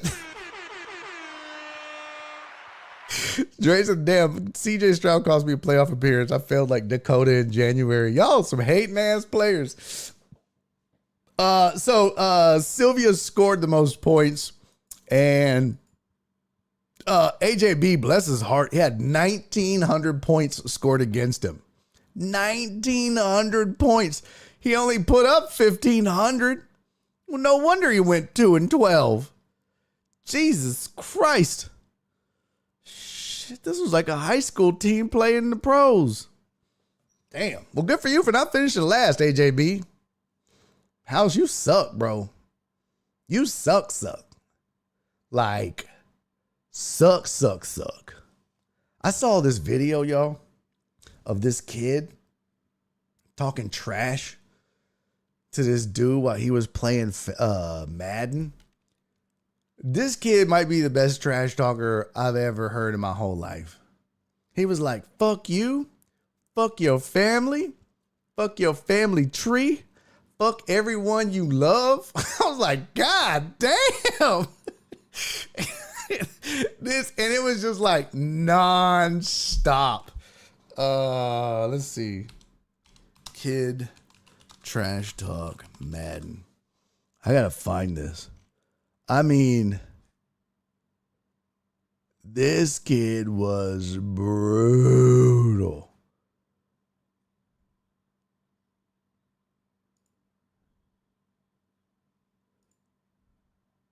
Where is it?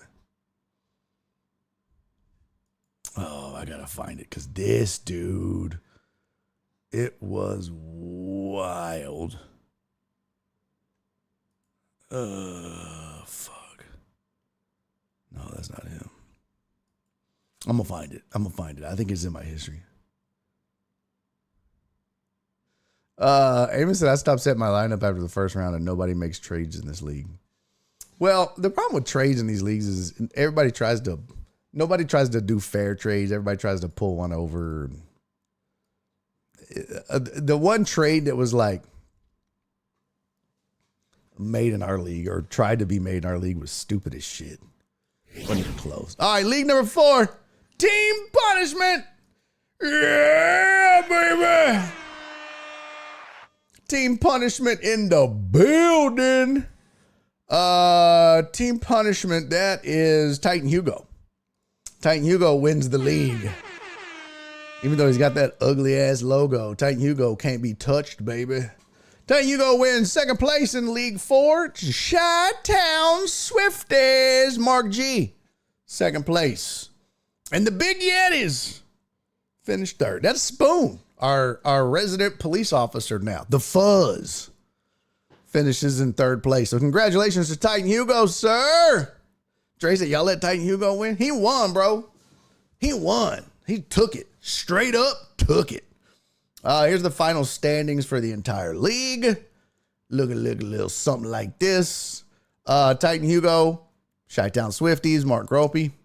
Mark G. The Big Yetis, that's Spoon. Number 4. The Pie Eaters.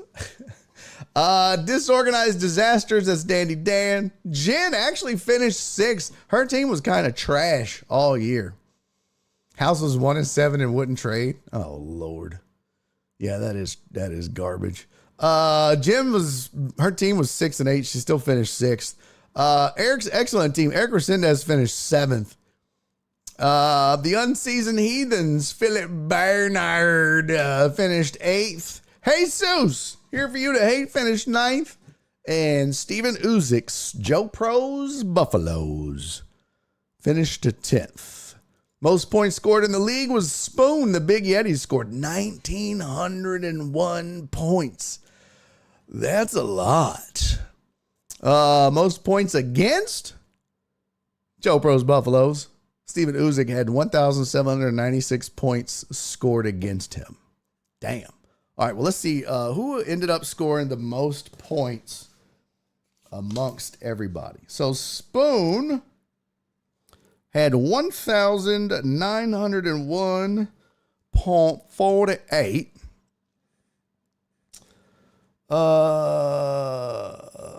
Sylvia. And I told y'all Sylvia's a badass, man. I tell y'all every year, watch out for Sylvia. Nobody believes me. I tell you every year, this Sylvia's good at this. Nobody listens. I tell you, you don't want to be in a league with Sylvia. Whatever. Sylvia, I ain't worried about Sylvia. You should be. Sylvia's going to whoop your ass. I ain't worried about Sylvia. Well, there she goes. So Clarence, 1,817. And then League One was Tony. 1,788.46. So of the league winners, yep, most points scored was Spoon, 1,901. So Spoon ends up with the most dominant team of the year of the 4 leagues. 40 teams, and Spoon's team outscores them all. And what does that get him? What is that good for? That's good for 3rd fucking place. 3rd place. Well, whoop-de shit, Spoon. Whoop-de shit. It gets him a t-shirt. I'm going to make him a shirt. That's it. 3rd place. He gets most points of any team all year combined. And he finishes in 3rd place in his league. Jesus, you gotta be shitting me. Clarence said next year you should punt the top 2 in each league in one league. Oh. That's a good idea. That's a good idea. Yeah. Yeah. I like that, Clarence. I like that. So then next year, it would be, yeah. That's a grandiose idea, Clarence. Mark said next year, can we do 1 game per round playoffs? Had too many starters sitting out. That is a problem. That is a problem. I think the league should have ended in week 17. I do think that's a problem. So next year the league would be, I mean, we could do a 12-team champion league. All 1st, 2nd, and 3rd place could be. I mean, if y'all wanted to do that, I'm down with that. So all of the 1st, 2nd, and 3rd place winners from League 1, 2, 3, and 4 would go into a league of 12. And we would just call it the Champions League. I'd do that. Walt said if you do that, I want in the Tops League. Well, you can't do that, Walt. Now you want in? You can't do that now, Walt. Here's what we're going to do. We got to do it like relegation, right? So we'll do this League of 12. And then going forward, we'll do relegation where like the bottom four or the bottom three in each, the bottom three would get bumped. And then the champions in the three other leagues would be added to the Champions League the following year. I think that would be good. Yeah, I think that's a good way to do it. So 3, 6, 9, 12. So it's a 12-team league. So that means you better be good, right? That's a good idea for the 5-year anniversary of BOD. So I think that's, yeah. What? Have you gone to the league and hit the watch flashback? You can do that? Let me see. Where do you do that at, Trey? Go to league? And hit watch flashback? I don't know. What does it like show you your team or what? I'll have to check that out. I don't know what the hell you're talking about. Where is it? What does it show you? What does it show you? Don said, who won? Damn, bankers keep interrupting me. Oh, it's on the mobile app. Okay. My team. Yeah, I don't get the flashback from there. So next order of business real quick. It's 4:30. Look at that, boy. Okay, we're going to have to get out of here because I'm going to do a private hour until 5:30. So I fucked up the pick'em contest and didn't do the last week. So I don't know how to remedy that. I don't know what to do about that. I fucked up. Like I told you, last week of the year, I just mailed it in. I just stopped thinking, stopped giving a fuck about shit. And it's not that I didn't care about that. I just flat out forgot. So I didn't do a pick'em.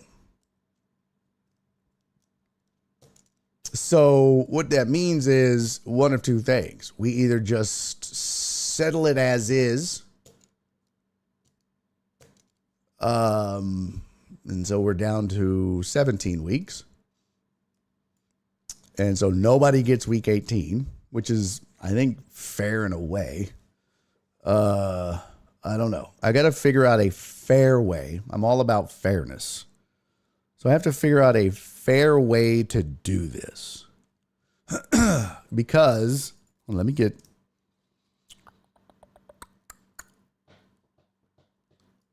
update you guys real quick on this. Week 16. What the shit is this? What in the fuck? What the fuck? Okay. That's weird.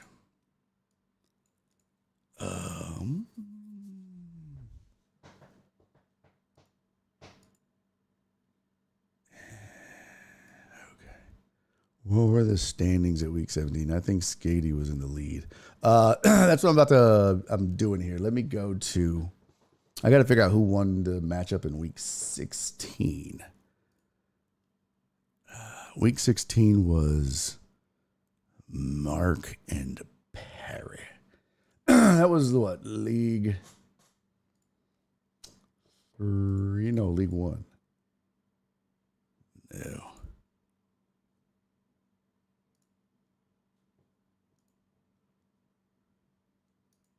No. Okay, there we go. Scoreboard.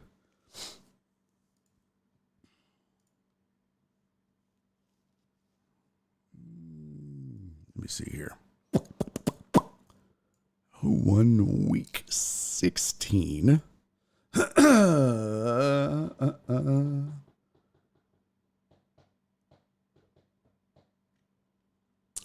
Yes.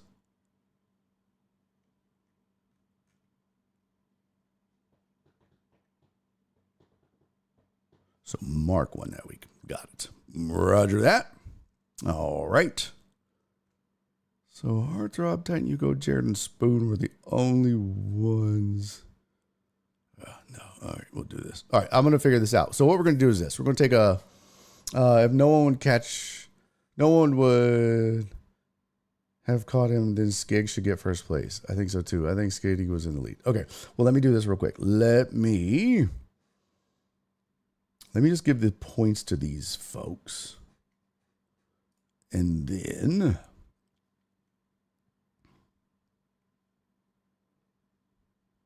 let me just fucking hurry up here. Oops, not 11. Donna, Mark. Then I got to do week 17. Total Dallas. No, Alex Villanueva. This is as of week 15. Alex Villanueva was winning.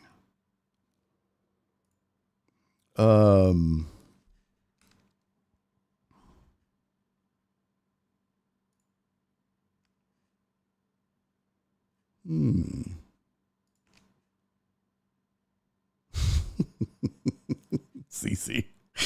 Flip, you just got your free sub. Shut it. Spoon. Tight you go.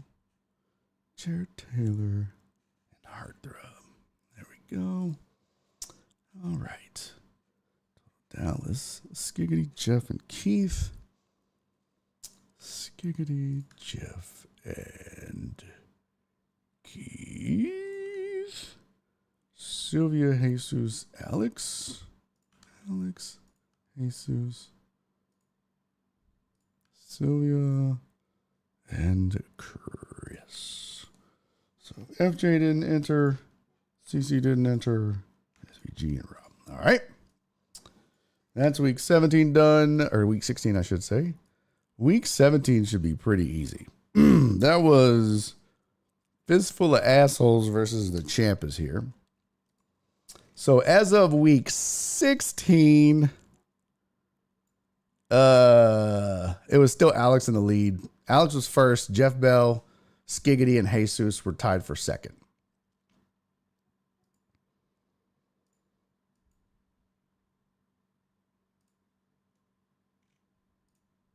Yes. Yes. This is what it looks like right here. Yeah. Ignore the win streaks. I didn't update it. But that's what it looks like right there. And the pot total should be updated also. I'm just going to take the win streaks out. You can ignore that shit. And then I'm going to do week 17, and that'll get you all updated. Week 17 is real easy. It was Fistful of Assholes versus the Champ is here.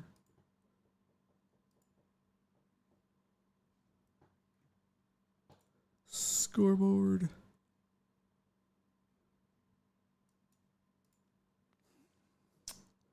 Hurry up, bitch. Let's see.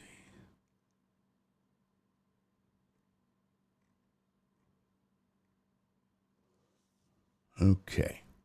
That was Donna's the only one that picked the Champ is here. So he lost in week 17.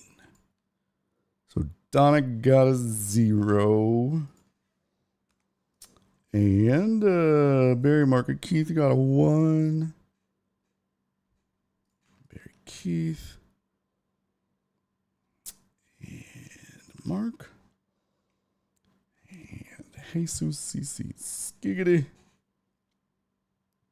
Let's see.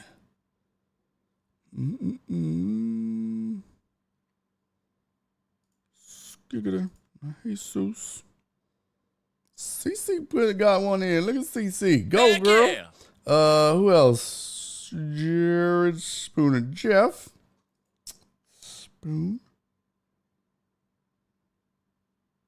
Jared. And Jeff. All right, almost done. I'm almost done. Total Dallas, Alex, and Heartthrob. Alex, Total Dallas, and Heartthrob. And the rest get zeros. Okay, this is the final standings right here. Z to A, sort. Didn't change. Only thing that changed was Donna moving down. So that's what I have through week 17.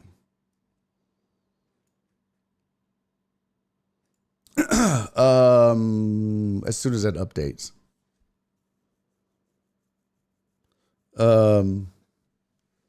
Hey Donna, thank you for the gift of sub, sweetie. You the best. You the best. What up, Bleed Blue? Good to see you, man. Jesus Christ.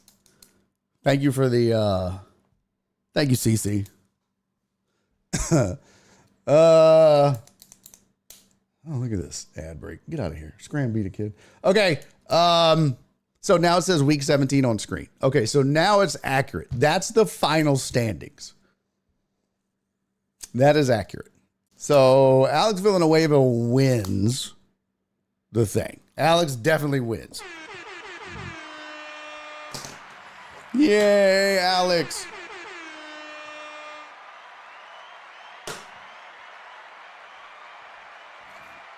So Alex wins for sure. Here's where it gets tricky. Donna, drinks on Alex. Here's where it gets tricky to what do I do with second place? Because second place it's a three-way tie. Bitch, why am I doing this shot? You won. You do the shot. Oh, dirty skank. Why the fuck? I ain't doing the shots. Bleed Blue, don't. Come get your mans. So I don't know what to do about the three-way tie. Oh, look how much it is. 69. I like second place. So there was supposed to be a tiebreaker in case there was a tie for like first or second or in second. And it was just going to be like you had to predict the point total or whatever. Well, since we didn't have a week 18, there's no way to do that. Yeah, Dre, that might be the only fair way to do it, right? Just give them all $33.20 each. I mean, could be worse, right? So, by the way, the numbers you see next to your name, if you were in the game, that's how much of your, give it to Jesus. His birthday was the other day. Yeah. Oh yeah, 23. Look at Dre trying to cost me money. Dre said 33. That's $90, bro. What the fuck are you doing, Dre? This is 23.20. Man, you better take your old funky ass Jersey Village math and get the fuck on up out of here. Fucking Jersey Village Cyfair School District math. Yeah, it could be worse equals Rob. Ain't that the fucking truth? Oh my God, that's hilarious, bro. Somebody said, Alex, can I borrow $162.40? All right, well, here's what I would have to do. I guess I need to get, if all three of them agree to it, then that's what I'll do is we'll split it 3 ways. because they also get there. So the number next to your name is how much of your $20 you get back. So Rob gets 0. SVG gets 2 of his, not of your, yeah, of your 20 back. $2 went into the winner pot. So if you picked every matchup correct all season, you would get $18 back. And I'm going to give you your last week. Everybody's going to get an extra $1. So you're going to get an extra $1 back. So SVG is going to get 3. Titan Hugo is going to get 4. CC is going to get 5. Spoon, Christian, Sam Houston, Sylvia, and FJ will get 6. Mark will get $7 back of his 20. Hard will get 8. Keith, Barry, Jared, and Donna will get $9 back. Total Dallas will get 11. Jesus will get Jesus, Skiggity, and Jeff will each get $12 back. And Alex Villanueva will get $13 back. So that's how it works. And then the rest. First one to Barry's house gets the $69.60. No. Jerk. So I will, Jeff, are you, well, I'll ask in private because I don't want anybody's business out there and I'm being like, oh, that guy's a fucking hater. I get it. If you're like, no, I don't want to split it, let's do a tie break. And if I lose, I lose. But so I'll ask in private and then, we'll go from there. If we need to do a tie break, I'll come up with some sort of contest to do a tie break that's fair for everybody. Or we'll just fucking randomly draw for it. It's a game of chance at that point because it's kind of a game of chance anyways. You pick a winner, you might get it, you might not. Because it's been like this for a while now. I mean, it's been tied or pretty close to tied for a pretty long time. Alex said, do I get a shirt and a trophy too? No. You get $162.40 and another $13 on top of that. So you get a total of $175 and shut the fuck up cents. I'm just kidding.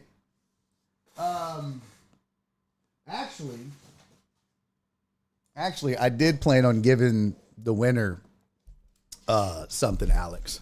I did, honestly. I got the winners something in here. It was just, it's nothing big, but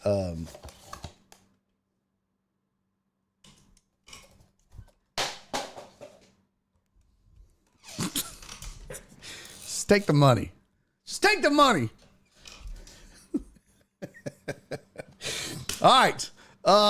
It's time, bitches. Let's do a private hour. I don't know. It's 4:50. I'm still doing it though. I don't give a fuck. If you can make it, you can make it. If you can't, you can't. But by God, I'm doing a private hour for the people. Okay. We didn't even get to know damn football today. We had some good discussions though. I felt like we had some good discussions. But I will say this, my picks for the weekend.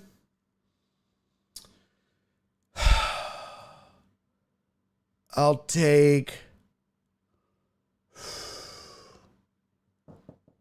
Notre Dame.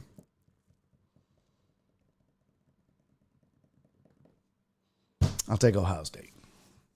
I just feel like they're rolling, man. Penn State hasn't beat nobody yet. I feel like Texas certainly can win this game, but after what Ohio State did to Oregon, how can you not pick them? I think they're a 6-point favorite, which is wild. The Notre Dame Penn State game is even, but give me Notre Dame and give me Ohio State. And that's just straight up. I'm not saying lines or anything like that. As for the NFL matchups this weekend, if you are living under a rock, here's the sketch. If you hadn't seen it, just so you can schedule your television viewing. This is what it looked like. Let me back off there one so you can maybe see the lines. There you go. Chargers and the Texans kick off at 3:30 on Saturday. This is Central Time. Texans Chargers Saturday 3:30 Central. Steelers Ravens 7 o'clock Saturday as well. Chargers a 3-point favorite. Baltimore a 9.5 point favorite. Is Mike Tomlin gonna get bounced again in the first round of the playoffs? The answer is yes. And are the Texans going to get bounced again? I don't believe they are. I part of me wanted to say yes. I think they lose, but I honestly don't think they do. Something I don't know. My gut is telling me they win this game. I think they turn it into a slugfest. I know that's a really good defense over there. I get it on the Chargers side of the ball, but that Texans defense is really good too.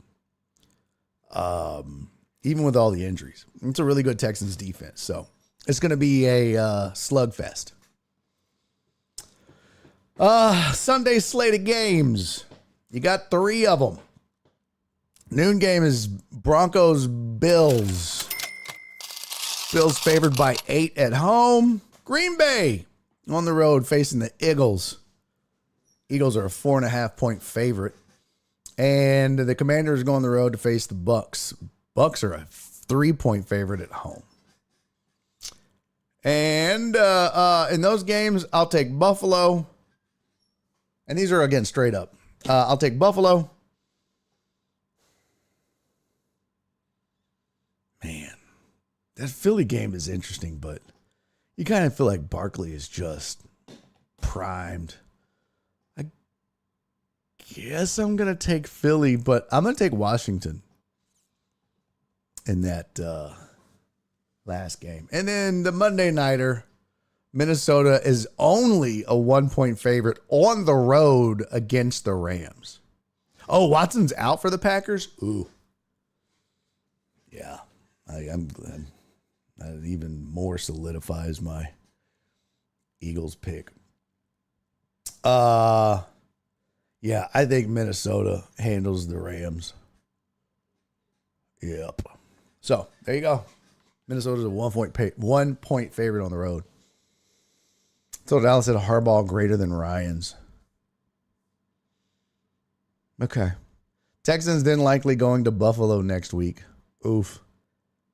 Yeah. Oh, the Monday game's getting moved to Arizona? Oh, dude, I didn't know that. Yeah, I forgot about those fires. Jeez, that's crazy. Crazy. All right, well, folks, that's a show. That's a show and that's a week.